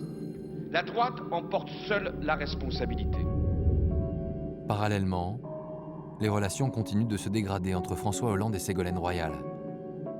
Et les journées parlementaires du Parti socialiste à Nevers vont servir de révélateurs. Et on va chercher ce scoop extraordinaire. On est à moins de 2 ans de la présidentielle de 2007. On ne sait toujours pas qui va être le candidat, donc tous les regards sont tournés vers François Hollande, Dominique Strauss-Kahn ou Laurent Fabius. Et Ségolène Royal sort du bois. Ce jour-là, à la surprise générale, Ségolène Royal annonce donc qu'elle envisage d'être candidate à l'élection présidentielle. Pour François Hollande, c'est un peu un coup de poignard dans le dos parce qu'il n'est même pas mis au courant par celle qui est officiellement sa compagne de sa candidature. Et il découvre dans Paris Match qu'elle laisse entendre qu'elle pourrait y aller, elle, quoi. C'était pas très chaud l'ambiance, je dois dire. Je me souviens, il faisait pas une bonne tête. Pour François Hollande, ce jour-là, c'est une épreuve parce qu'il comprend qu'il aura sur sa route pour 2007 Ségolène Royal. Après tout, elle est plus populaire. Elle considère qu'il l'a trahie dans leur vie privée. Elle n'a plus confiance. Elle ne voit pas pourquoi elle s'effacerait devant lui. Le premier secrétaire du Parti socialiste est le soir même l'invité d'Alain Duhamel, qui l'interroge bien sûr sur cette candidature surprise. Ségolène Royal a fait beaucoup parler d'elle aujourd'hui. Dans Paris Match, elle explique qu'elle n'écarte pas l'idée d'être, elle aussi, candidate à l'élection présidentielle, si les circonstances correspondent. Est-ce qu'elle vous a demandé votre avis avant? Mais elle n'a pas plus à me demander mon avis que d'autres. Plus à vous qu'à moi, franchement. Il réagit comme il sait faire, c'est-à-dire qu'il est capable d'encaisser.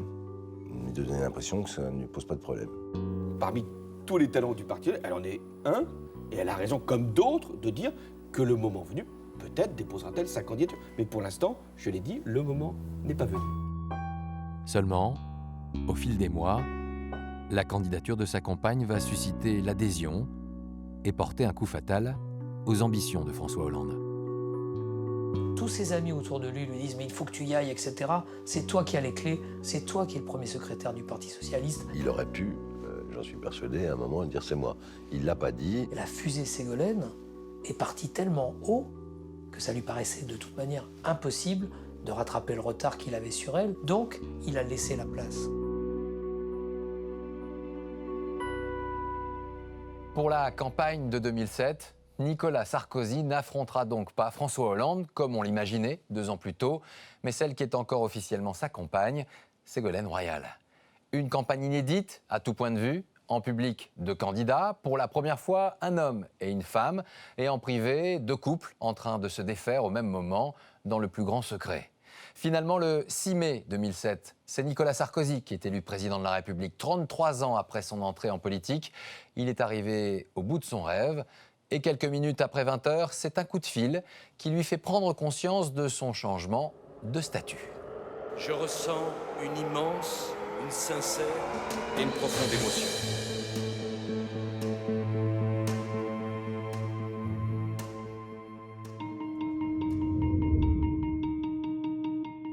Il y a un secrétaire qui rentre dans le bureau et qui fait Monsieur le Président des États-Unis. Oh, il a pris le téléphone, il s'est mis derrière le président des États-Unis qui l'appelait 5 minutes après l'élection. Voilà. Il était rentré dans la cour des grands. Et quelques instants plus tard, sur la scène de la salle Gaveau, Nicolas Sarkozy prononce son premier discours de président élu. En m'adressant à vous ce soir, dans ce moment qui est, chacun le comprend, exceptionnel dans la vie d'un homme. C'est d'abord une émotion énorme. Je pense aussi que c'est un poids de responsabilité gigantesque. Être élu président de la République, c'est quelque chose d'hallucinant. On peut toujours penser qu'il le sait depuis 15 jours, qu'il le sait même depuis un peu plus, qu'il pensait qu'il allait gagner. Le jour où ça vous arrive, personne d'autre que ceux qui l'ont été peuvent comprendre. Je ressens une immense, une sincère et une profonde émotion. J'éprouve depuis mon plus jeune âge la fierté indicible d'appartenir à une grande, à une vieille, à une belle nation, la France. J'aime la France. C'était l'accomplissement politique de sa vie politique. Et donc il était heureux. Mais en même temps, il avait ses problèmes personnels qui pour lui étaient très douloureux. Car ce soir-là, il manque une personne essentielle aux côtés de Nicolas Sarkozy, son épouse, Cécilia. Il souffre terriblement de ce qui se passe dans sa famille, dans son couple. Elle lui a dit, ce jour-là, je me tire, je ne veux pas rester avec toi. Durant toute la campagne, Nicolas Sarkozy a été dans l'attente du soutien de celle qui partageait son ambition depuis 20 ans. Ils ne vivaient plus ensemble, mais c'était caché, personne ne le savait. Ses fils ne savaient pas où il habitait pendant la campagne. Il ne l'avait dit à personne.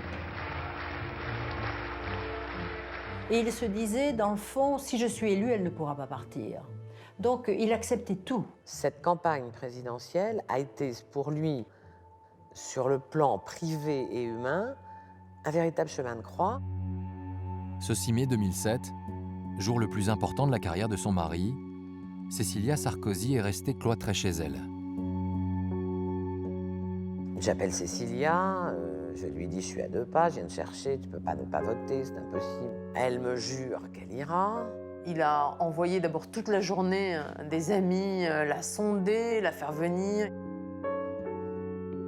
Elle n'a pas voulu aller voter avec lui et elle n'est pas allée voter du tout. Donc c'est d'abord un acte d'incivisme fou. Et puis c'est quand même incroyable que celle qui l'avait accompagnée pendant tant d'années ne fasse pas le geste de l'accompagner. Et il sait que ça va se savoir.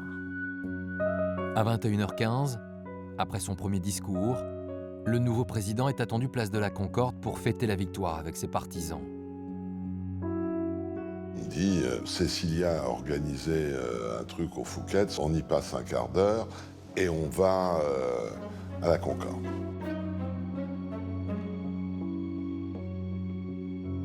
On arrive au Fouquet's. Cécilia n'était toujours pas là. On est là, on est content de le voir, nous, mais probablement on pensait de le voir une demi-heure et on le voit 2 heures. Et pendant toutes ces soirées qui devraient être une soirée de fête, de victoire, de liesse, au fond, il est terriblement malheureux. Nicolas Sarkozy demande alors une dernière fois à ses amis proches d'intervenir. Isabelle, là, s'est démenée au téléphone pour la faire venir, parce que lui attendait sa femme pour aller à la Concorde.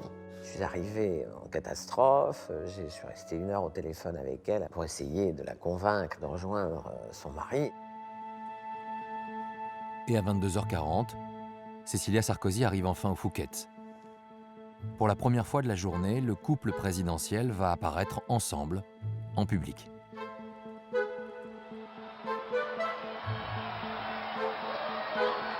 Mes chers amis, ce soir, c'est la victoire de la France.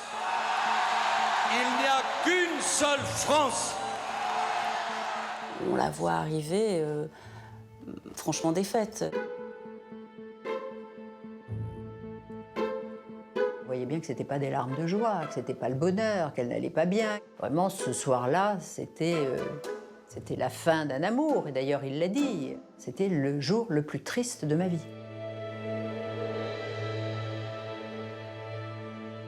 De l'autre côté de la Seine, au siège du Parti socialiste quelques instants plus tôt, la caméra d'une journaliste a filmé à leur insu François Hollande et Ségolène Royal.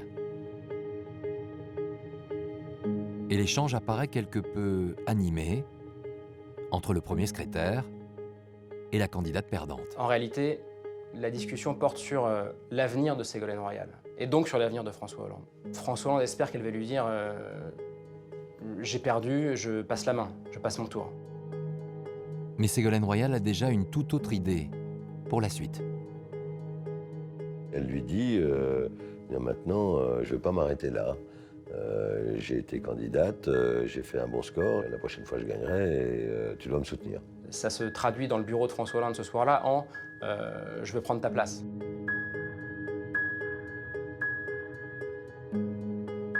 C'est à la fois un couple politique qui parle de la suite et à la fois un couple privé qui commence à régler ses comptes dans le secret de ce bureau de la rue de Solferino.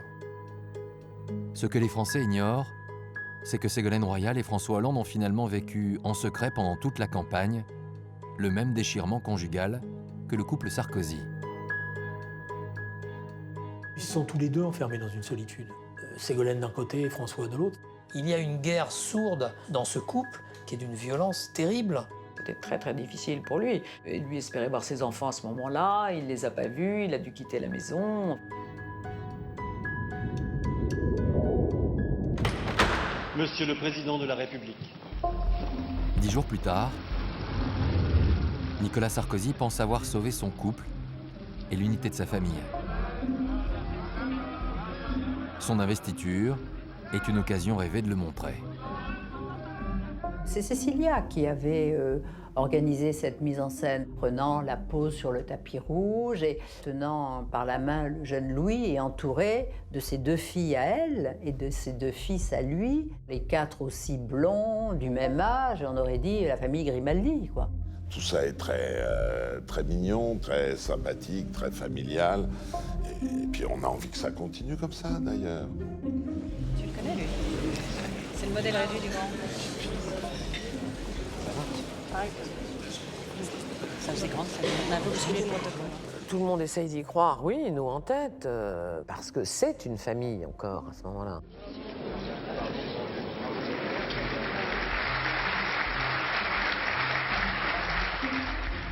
Il se dit, elle ne pourra pas partir. Il veut y croire. Il veut y croire.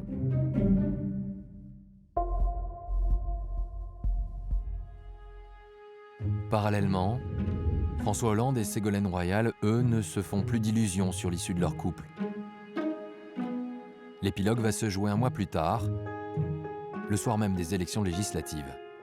Il y a cette dépêche qui tombe, qui du coup va faire la une sur tous les plateaux télé.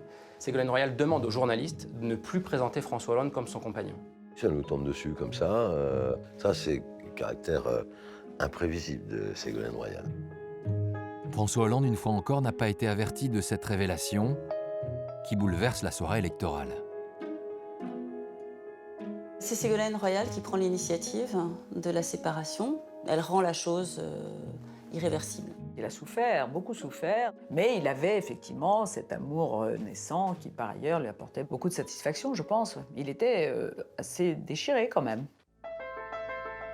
5 mois après la spectaculaire entrée à l'Élysée d'une famille recomposée, Nicolas et Cécilia Sarkozy vont officialiser à leur tour l'épilogue de 20 ans de vie commune. Il fait tout pour éviter de perdre sa femme. Il essaye de la garder, il n'y réussit pas. Tout était artificiel, factice, ça ne pouvait pas durer. En début d'après-midi, un communiqué de la présidence annonce une séparation par consentement mutuel, des mots qui ne vont cependant pas convenir à Cécilia Sarkozy. Elle va l'obliger à dire publiquement qu'ils sont séparés et divorcés et que c'est acté juridiquement. Elle veut, ce jour-là, que soit écrit noir sur blanc le mot divorce dans le communiqué de l'Élysée. Ouais. Dans l'après-midi, le divorce est confirmé, le premier de l'histoire à l'Élysée. 4 mois plus tard, autre première dans ce même lieu, le président se remarie avec l'artiste Carla Bruni. Les affaires privées continuent de marquer les premiers mois du quinquennat de Nicolas Sarkozy. Quant à François Hollande, il quitte la direction du Parti socialiste en novembre 2008.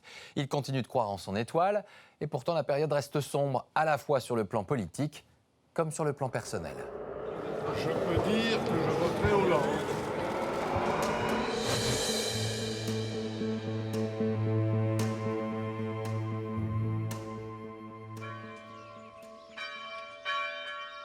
Le 18 mars 2009, dans le cimetière de Saint-Ouen en Seine-Saint-Denis, se tiennent les obsèques discrètes de Nicole Hollande.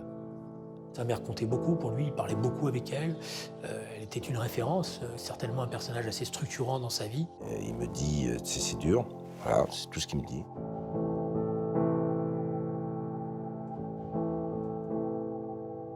Le père de François Hollande est encore vivant, mais il se décrit lui-même comme un orphelin après le décès de sa mère. Il y avait son frère, il y avait ses 4 enfants, et il était content que ces enfants soient là. Oui, on était là quelques-uns, pas très nombreux, pas très nombreux. Vous savez, en politique, les vrais amis, ils se comptent dans les moments difficiles. Nicole Hollande était depuis toujours un soutien inébranlable. Elle a toujours cru en son fils, toujours cru qu'il pouvait accéder au poste de président de la République. Et c'est peut-être à ce moment précis, celui de cette douloureuse disparition, que François Hollande franchit une nouvelle étape.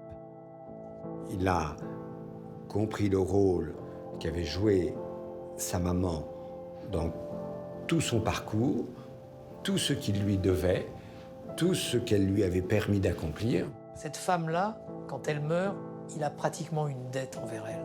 Il décide, dans cette période, en fait, de commencer son parcours présidentiel, quoi. Pourtant, François Hollande apparaît isolé politiquement depuis qu'il a quitté la tête du parti, il y a 5 mois. Il a disparu de la circulation. Personne ne mettrait un copec sur lui, personne ne mettrait 1 euro sur lui à ce moment-là. Il est dans le fond du trou, François. Tout le monde se moque de lui. Laurent Fabius se moque de lui. Martine Aubry se moque de lui. Absolument toute la nomenclature socialiste le méprise, et d'ailleurs la presse aussi. Tout va mal à ce moment-là, si vous voulez. À la fois la partie politique, la partie électorale et la partie personnelle. À cette époque donc, on l'aura compris, rares sont ceux qui soutiennent l'ambition présidentielle de François Hollande. Il commence à travailler avec une poignée de fidèles, des illuminés, des gens que personne ne comprend. On les compare à une secte en perdition qui suit François Hollande. Qui avait qui à l'époque? Stéphane Le Foll, oui, Jean-Yves Le Drian, Michel Sapin qui était revenu, hein, Bernard Poignant. Oui, c'est à peu près tout ce qu'il y avait. Oui, c'est très peu, hein, très peu. Vu de l'extérieur, plus grand monde ne croit en lui, mais enfin, lui croyait en lui, et nous croyions en lui. Et le député socialiste est loin de faire l'unanimité dans l'opinion, comme en témoigne ce sondage paru en mars 2009 à propos des primaires socialistes. Dominique Strauss-Kahn est à 28, Royal à 18, Aubry à 13, Fabius à 4. Même Fabius, le mal-aimé, est devant François Hollande, qui est à 3%. On l'appelait Flamby, Fraise des Bois, Guimauve le Conquérant, enfin... Et ben, il a un nouveau surnom à partir du mois de mars, c'est Monsieur 3%. On nous appelle d'ailleurs les 3%. C'est pour ça que la bataille est d'autant plus belle. Tous les espoirs du Parti socialiste pour la présidentielle sont donc tournés vers Washington, où siège le directeur général du FMI, Dominique Strauss-Kahn. DSK, c'est la star du PS et de la gauche française. Chaque retour de DSK en France est l'occasion pour lui de cultiver ses réseaux, de voir ses amis. Il faut être vu avec Dominique Strauss-Kahn. Cultiver ses réseaux, voir ses amis, c'est le cas le 22 juin 2009 à l'occasion de ses 60 ans. Dominique Strauss-Kahn souffle ce soir-là ses bougies, et tout cela ne se déroule pas réellement de manière intime. Il y a le tout Paris, le show business, il y a des ministres, y compris des ministres qui sont passés chez Sarkozy. Et DSK invite la terre entière, la planète socialiste est réunie au but de Chaumont, pas François Hollande. Ça ne sert à rien de l'inviter dans les réunions, dans les cocktails, dans les anniversaires.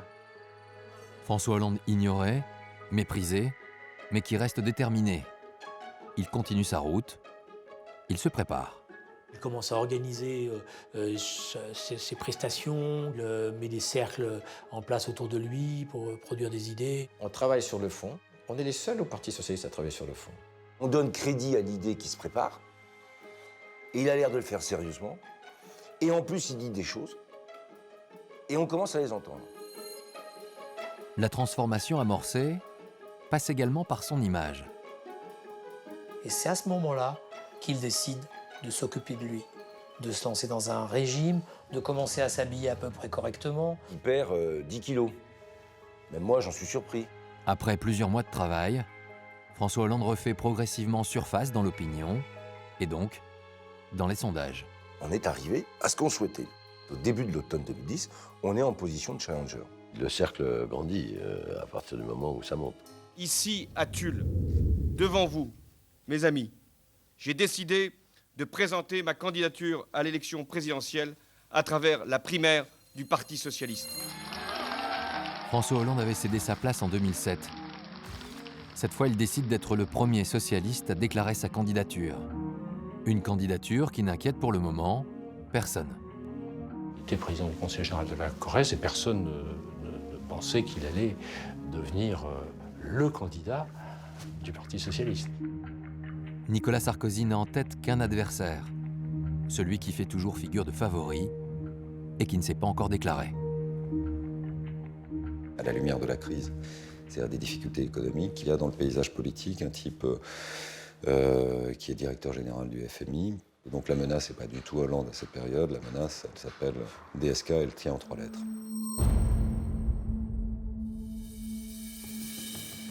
Très clairement, Dominique Strauss-Kahn est le personnage qui fait peur à l'Élysée. Tout le monde pense que M. Strauss-Kahn sera candidat et sera élu.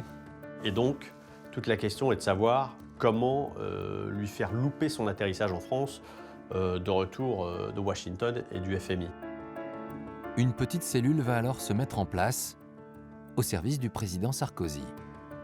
Moi, j'informais le président de ce qui se passait dans ce petit groupe informel qui réunissait des vieux briscards de la communication, de quelques grands patrons du CAC 40 et surtout des très jeunes militants. L'une des missions discrètes de ce groupe est d'écorner l'image trop préservée du directeur général du FMI. On va faire de DSK le candidat des super riches.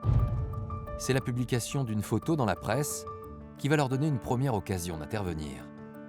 Sur ce cliché, on peut voir le couple Strauss-Kahn à côté d'une voiture de luxe. Quand ils voient cette photo, ils comprennent qu'il y a là un moyen, un coin à enfoncer dans l'image de DSK qui est la gauche bling-bling, l'amour de l'argent, le luxe. Au fond, il s'agissait de montrer en cette affaire-là qu'il y avait plus riche que le candidat des riches. Voilà, que Sarkozy était faussement l'ami des riches, que le véritable ami des riches, c'était un socialiste, Strauss-Kahn. On a un peu accompagné la diffusion de ces photos.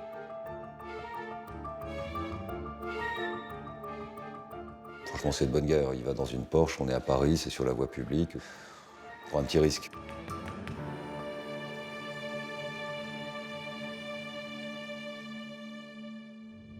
Quelques jours plus tard, toutes ces stratégies vont soudain s'avérer inutiles.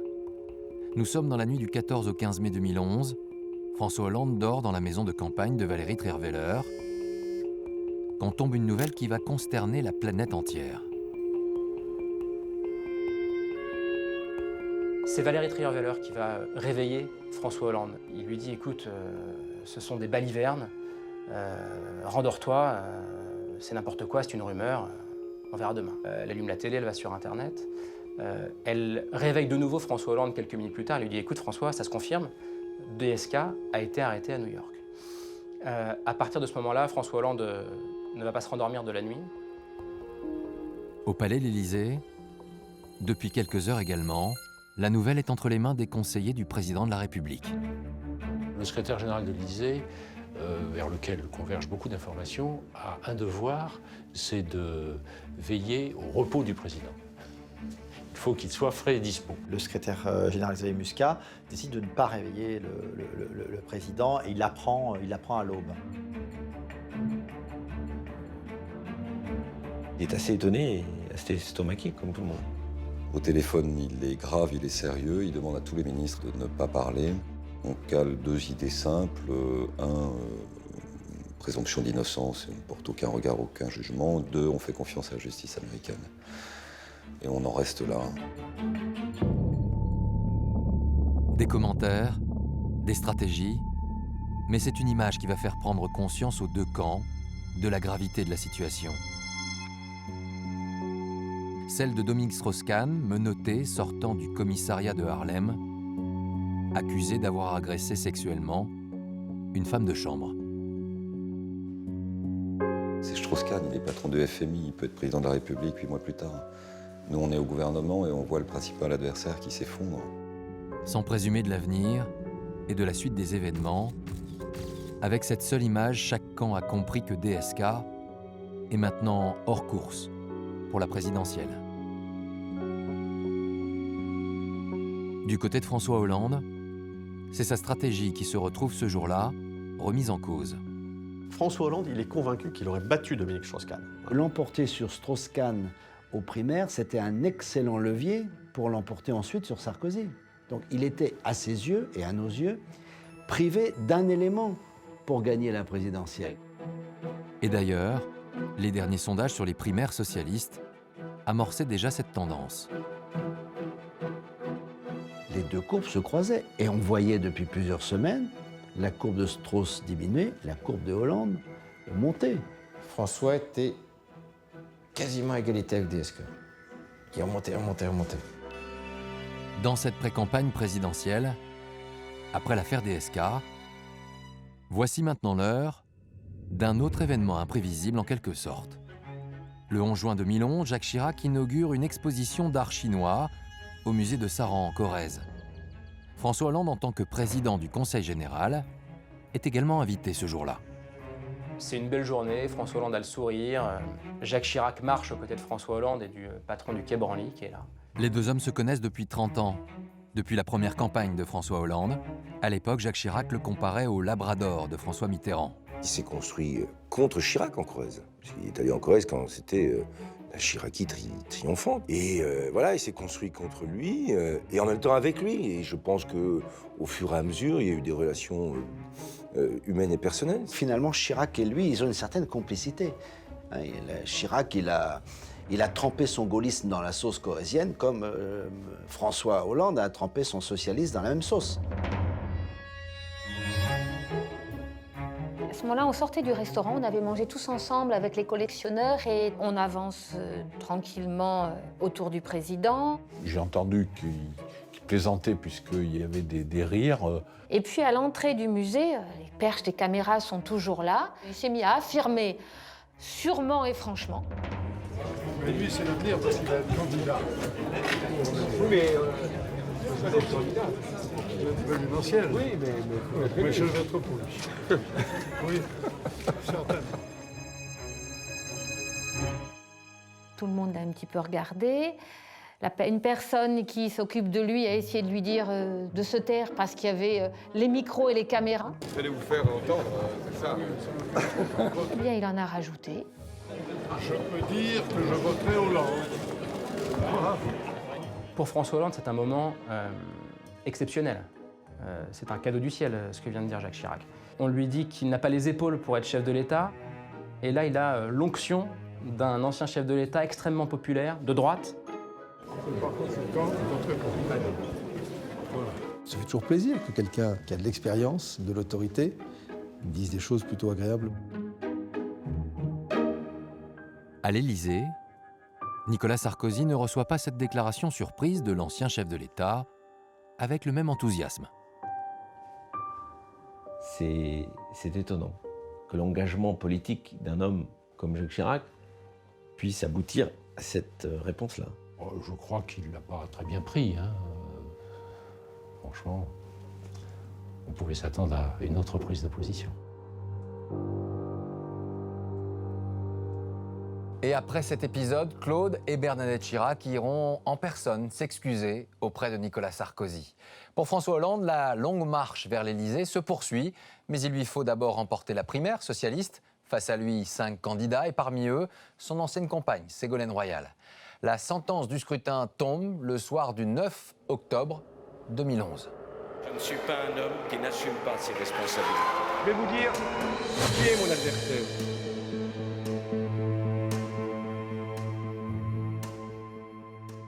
C'est assez dur. Pourquoi plus que les autres? Parce que c'est beaucoup de choses données et beaucoup de déceptions pour tous ceux qui m'ont soutenu. C'est très dur. Ça tiendra toujours.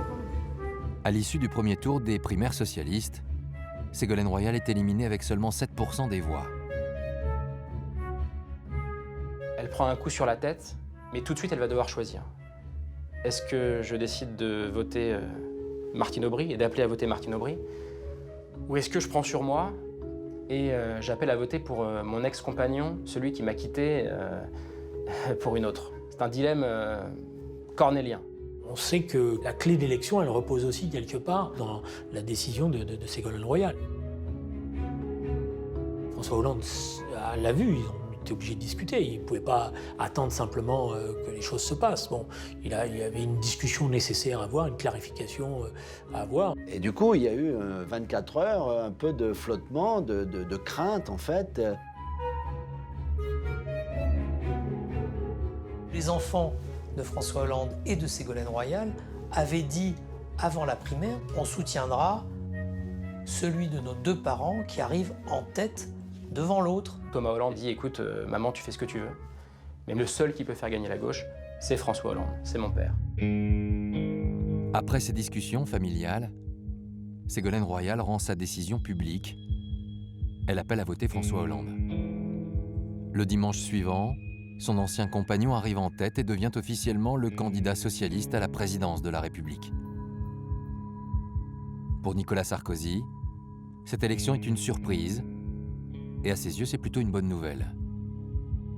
Lui, je pense, voyait plutôt Madame Aubry l'emporter.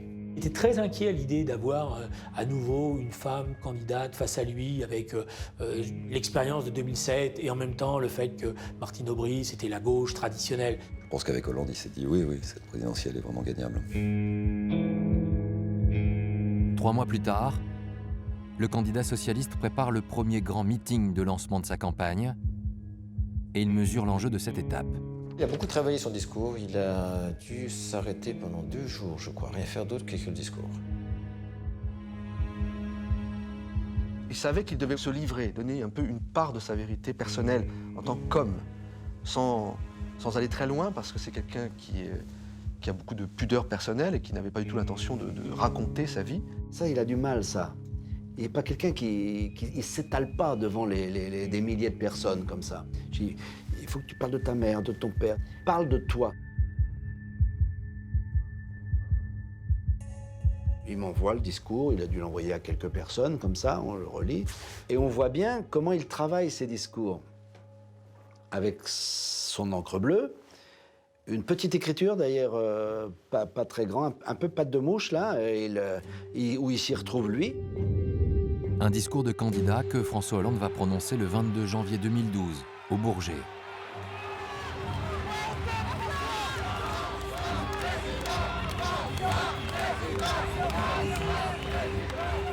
Le Bourget, c'était le grand moment, la communion avec les militants. C'est le moment fort avec 20 000 personnes. C'est la rampe de lancement. C'est son moment de prise de possession de sa candidature à la présidence de la République. Et en plus, c'est un moment où il doit s'affirmer politiquement et personnellement.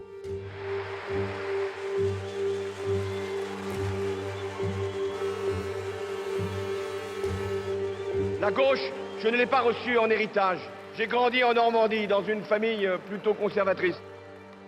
Je remercie mes parents. Mon père, parce qu'il avait des idées contraires aux miennes et qu'il m'a aidé à affirmer mes convictions. Ma mère, parce qu'elle avait l'âme généreuse et qu'elle m'a transmis ce qui est le plus beau, l'ambition d'être utile.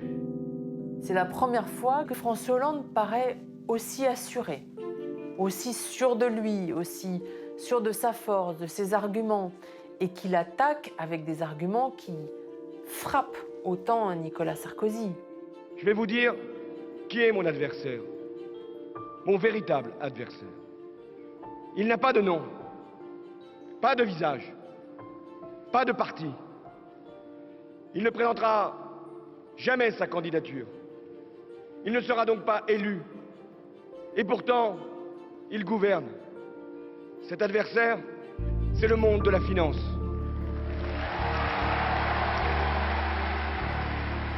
Il envole tout le monde, là. Il est porté, il est motivé, et puis après, c'est parti, quoi. L'essentiel de sa campagne, elle s'est jouée là, d'après moi. C'est le moment clé. Là, il y a eu un coup de génie politique, il faut être honnête, de la part de François Hollande. À ce moment-là, il prend toute sa dimension de candidat. Tout le monde l'a senti. Oui, il réussit son entrée en campagne. On le voit, on le sait.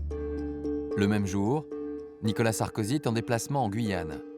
Il n'est pas encore déclaré, mais pour la première fois devant des journalistes, il évoque son retrait de la vie politique en cas de défaite. Le moment où il dit « si je devais perdre, je ferais autre chose », c'est un moment de sincérité. C'est pas quelque chose qui est prévu, organisé, réfléchi. C'est pas un mouvement tactique ou stratégique. C'est la première fois que nous entendons le président dire que s'il est vaincu, il quittera la vie politique, il disparaîtra. Quelques semaines plus tard, il récidive. Cette fois, il est candidat déclaré et il choisit non plus en off, mais devant les caméras, de délivrer ce message. Si vous perdez cette élection présidentielle, est-ce que vous arrêtez la politique? Oui. Vous arrêtez la politique. Si vous perdez le 6 mai, le 7 mai, vous abandonnez la politique. Vous pouvez me poser la question une troisième fois. Oui, non, mais je vous le dis, oui. Il le dit. Voilà, c'est mon dernier combat politique. Il avait dit que s'il était battu, s'il n'était pas réélu, il entendrait être un Français parmi les Français. Il ne va pas redevenir maire de Neuilly ou député des Hauts-de-Seine. C'est pas du tout son ambition. Ce choix-là, il est déjà très réfléchi, très décidé. Un choix certes réfléchi, mais qui ne manque pas de déstabiliser ses partisans. Il va achever d'installer le doute dans son propre camp, parmi ses propres supporters, et c'est désastreux pour lui. Au cours des 3 mois de campagne, Nicolas Sarkozy remonte dans les sondages sans parvenir à rattraper son retard. Et au soir du premier tour, il arrive en 2e position derrière François Hollande, une première pour un président sortant. Les deux hommes sont maintenant seuls, face à face, et ils ont rendez-vous pour le traditionnel débat, avant le second tour. Je ne suis pas un homme qui n'assume pas ses responsabilités. Il nous faudra réparer, redresser.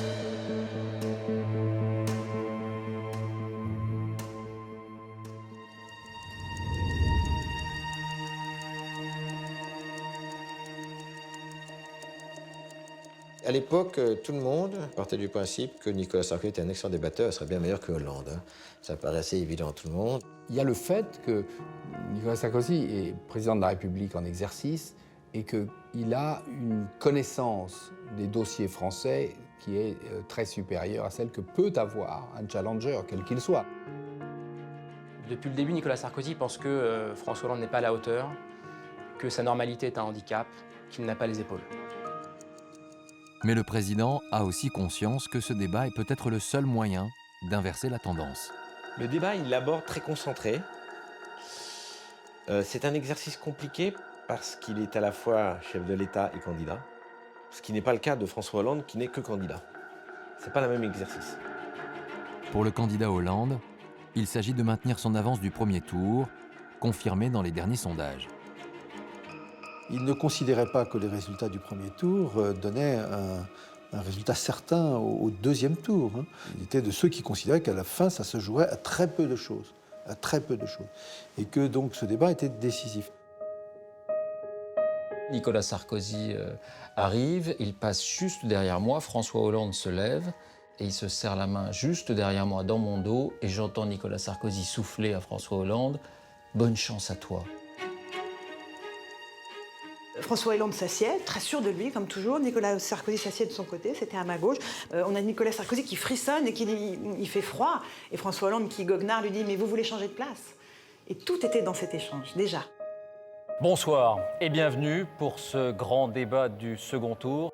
Le but, c'est de convaincre de son sérieux, de sa capacité à décider. On essaye de voir comment l'ascendant peut être pris, ou qu'est-ce que va faire Sarko pour prendre l'ascendant. Bon, en gros, vous n'avez pas l'expérience, et moi j'en ai, donc qu'est-ce qu'on répond à ça? Nicolas Sarkozy a bien l'intention de surprendre son adversaire en faisant un choix stratégique. Il avait un souci dont il m'avait parlé, c'était de ne pas paraître arrogant, donneur de leçons, de ne pas paraître trop vindicatif. Il y avait une option, pour le coup une option tactique, un choix qui avait été fait, qui avait été de laisser François Hollande couper, monter au créneau. Pourquoi vous laissez supposer que les étrangers non communautaires sont des musulmans? Pourquoi vous dites ça? Si je peux terminer mon Mais raisonnement... répondez-moi à ma question. Merci, je vais terminer mon raisonnement. Oui, mais vous répondrez tout à l'heure à cette question, j'imagine. Mais bien sûr que je répondrai à cette question. Tout de suite, il s'est démarqué de Nicolas Sarkozy. Et d'une certaine manière, c'est lui qui a imprimé le rythme à ce débat, un rythme assez combatif. On n'a pas du tout vu le Nicolas Sarkozy dominateur, arrogant, agressif. On a eu l'impression que Sarkozy se désunissait de l'intérieur, qu'il avait comme ça, il perd des pieds. Dans votre volonté de démontrer l'indémontrable, vous mentez. Ça vous reprend. Ça y est, c'est décidément Je vais vous le dire. un leitmotiv qui devrait pour moi être insupportable, mais qui, dans votre bouche, finit par être une habitude. Il est surpris du caractère agressif de Hollande, il le découvre, il ne sait pas bien y répondre, il ne s'est pas bien préparé à ce débat-là. Il est crevé, Sarkozy. C'est un président fatigué. François Hollande l'emportait dans le débat à front renversé. C'est-à-dire que c'était Hollande le mou qui se faisait très dur face à Nicolas le terrible. Ça peut arriver d'être un peu bousculé, voilà. Et incontestablement, à l'occasion de ce débat, il l'a été. Quand on m'a comparé à Franco, à Pétain, à Laval, et pourquoi pas Hitler, vous n'avez pas dit un mot. Et quand on cautionne des outrances, c'est qu'on n'a pas la force pour les dénoncer. Monsieur Sarkozy, vous aurez du mal à passer pour une victime. Il voit les failles de son adversaire, il les ressent, et donc il arrive à rebondir, à le mettre face à ses contradictions. Pendant ce débat, François Hollande a semblé mener le jeu. Et pour sa dernière intervention, il va vouloir marquer les esprits encore un peu plus. François Hollande, quel président comptez-vous être? Un président qui, d'abord, respecte les Français, qui les considère. Un président qui ne veut pas être président de tout, chef de tout et en définitive responsable de rien. Moi, président de la République, je ne serai pas le chef de la majorité. Je ne recevrai pas les parlementaires de la majorité à l'Élysée. Moi, président de la République, je ne traiterai pas mon Premier ministre de collaborateur. C'est bien au début, c'est très bien. Mais après, on sent qu'il y a un moment d'hésitation, il me l'a confirmé, où il se dit il va m'interrompre. Moi, président de la République, je ferai fonctionner la justice de manière indépendante. Moi, président de la République, je n'aurai pas la prétention de nommer les directeurs des chaînes de télévision publiques. Il est assez impressionné par le fait qu'il part tout seul et à un moment donné, il se dit mais jusqu'où il va aller? Moi, président de la République, il y aura un code de déontologie pour les ministres qui ne pourraient pas rentrer dans un conflit d'intérêts. Et là, il faut bien qu'il comble, parce que Sarkozy ne l'interrompt pas. Donc il continue. Moi, président de la République, je ferai en sorte que mon comportement soit à chaque instant exemplaire. Je n'ai pas compris pourquoi il a laissé Hollande déverser ainsi sa litanie. Vous venez de nous faire un beau discours, on en avait la larme à l'œil. On le sentait tétanisé, anesthésié. Voilà. Et je crois que, en tous les cas, dans son cas, on a compris à ce moment-là qu'il avait perdu. Le dimanche 6 mai 2012, en fin d'après-midi, Nicolas Sarkozy est déjà fixé sur l'issue de l'élection présidentielle et il réunit alors sa garde rapprochée. Il est 18h30, quelque chose comme ça. Il sait qu'il va perdre. Je le trouve à la fois fatigué mais très serein.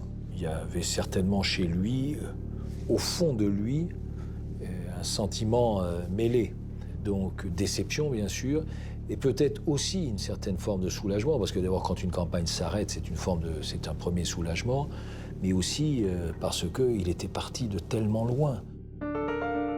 Le chef de l'État se met à lire devant ses proches une première version du discours qu'il va prononcer ce soir.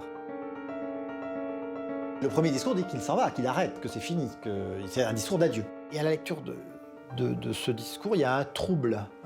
Il y a un trouble dans l'assistance. Il dit, voilà, je me retire de la vie politique, je vais faire autre chose. Et tout le monde lui dit, non, tu peux pas partir.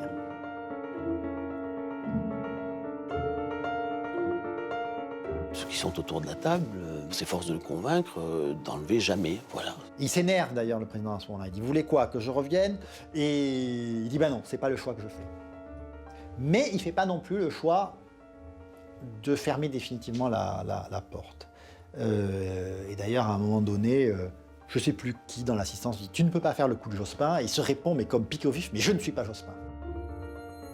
À 20h, ce qui était déjà connu dans les deux camps est annoncé officiellement. 52% des suffrages face à Nicolas Sarkozy, crédité lui de 42%. Nicolas Sarkozy vient de quitter l'Élysée, il est 20h15 environ. Il appelle François Hollande, qui lui est à Tulle, encore dans ses bureaux du Conseil général. Ils sont parlé à peu près 3-4 minutes, 4-5 minutes. Nicolas Sarkozy reconnaît sa défaite et félicite François Hollande. Je crois que c'est un coup de téléphone assez formel, assez froid entre les deux hommes. Je viens de l'avoir au téléphone et je veux lui souhaiter bonne chance au milieu des épreuves. Ça sera difficile, mais je souhaite de tout cœur que la France, qui est notre pays, qui nous rassemble, réussisse à traverser les épreuves, car il y a quelque chose de beaucoup plus grand que nous. C'est notre pays, c'est notre patrie, c'est la France. Je porte toute la responsabilité de cette défaite.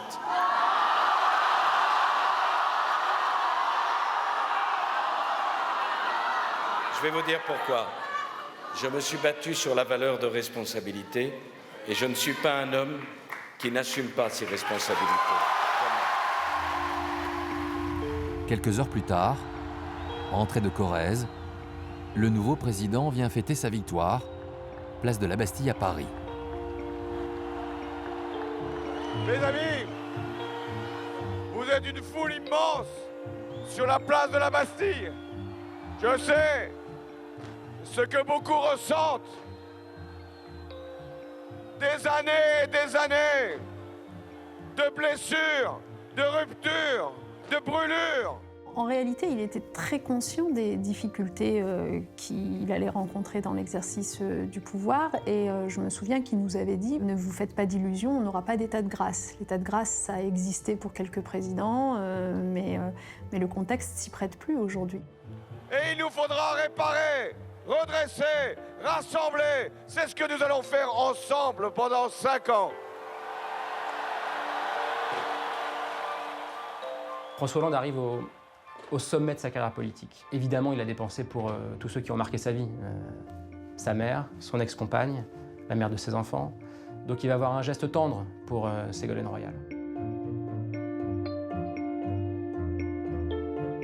François Hollande, finalement, rend hommage à la mère de ses enfants. Il l'embrasse.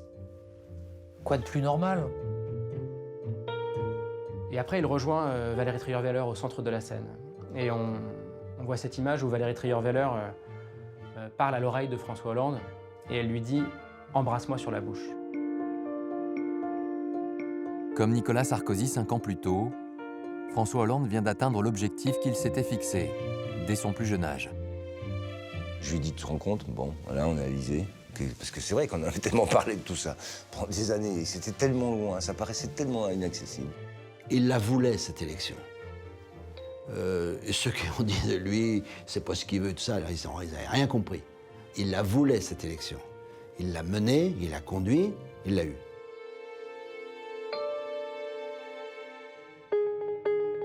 Neuf jours plus tard, les deux adversaires se retrouvent donc côte à côte sur le perron de l'Élysée. Fin du combat entre les deux hommes. Alors que François Hollande se dirige vers la salle des fêtes du Palais, Nicolas Sarkozy commence lui sa nouvelle vie. Il est parti courir. Il est rentré, s'est changé, il a couru. Le nouveau président doit maintenant prononcer son discours d'investiture. Je salue mes prédécesseurs, tous ceux qui, avant moi, ont eu la responsabilité de conduire la République. Charles de Gaulle, qui a mis son prestige au service de la grandeur et de la souveraineté de la France. Georges Pompidou, qui fit de l'impératif industriel un enjeu national. Il avait pour chacun d'entre eux pris le soin de donner des éléments qui correspondent à la marque de fabrique de chacun des présidents, le général de Gaulle, Georges Pompidou. Valéry Giscard d'Estaing, qui relança la modernisation de la société française. François Mitterrand, pour lequel j'ai une pensée toute particulière aujourd'hui même, qui fit tant pour faire avancer les libertés et le progrès social. Jacques Chirac, qui marqua son attachement aux valeurs de la République.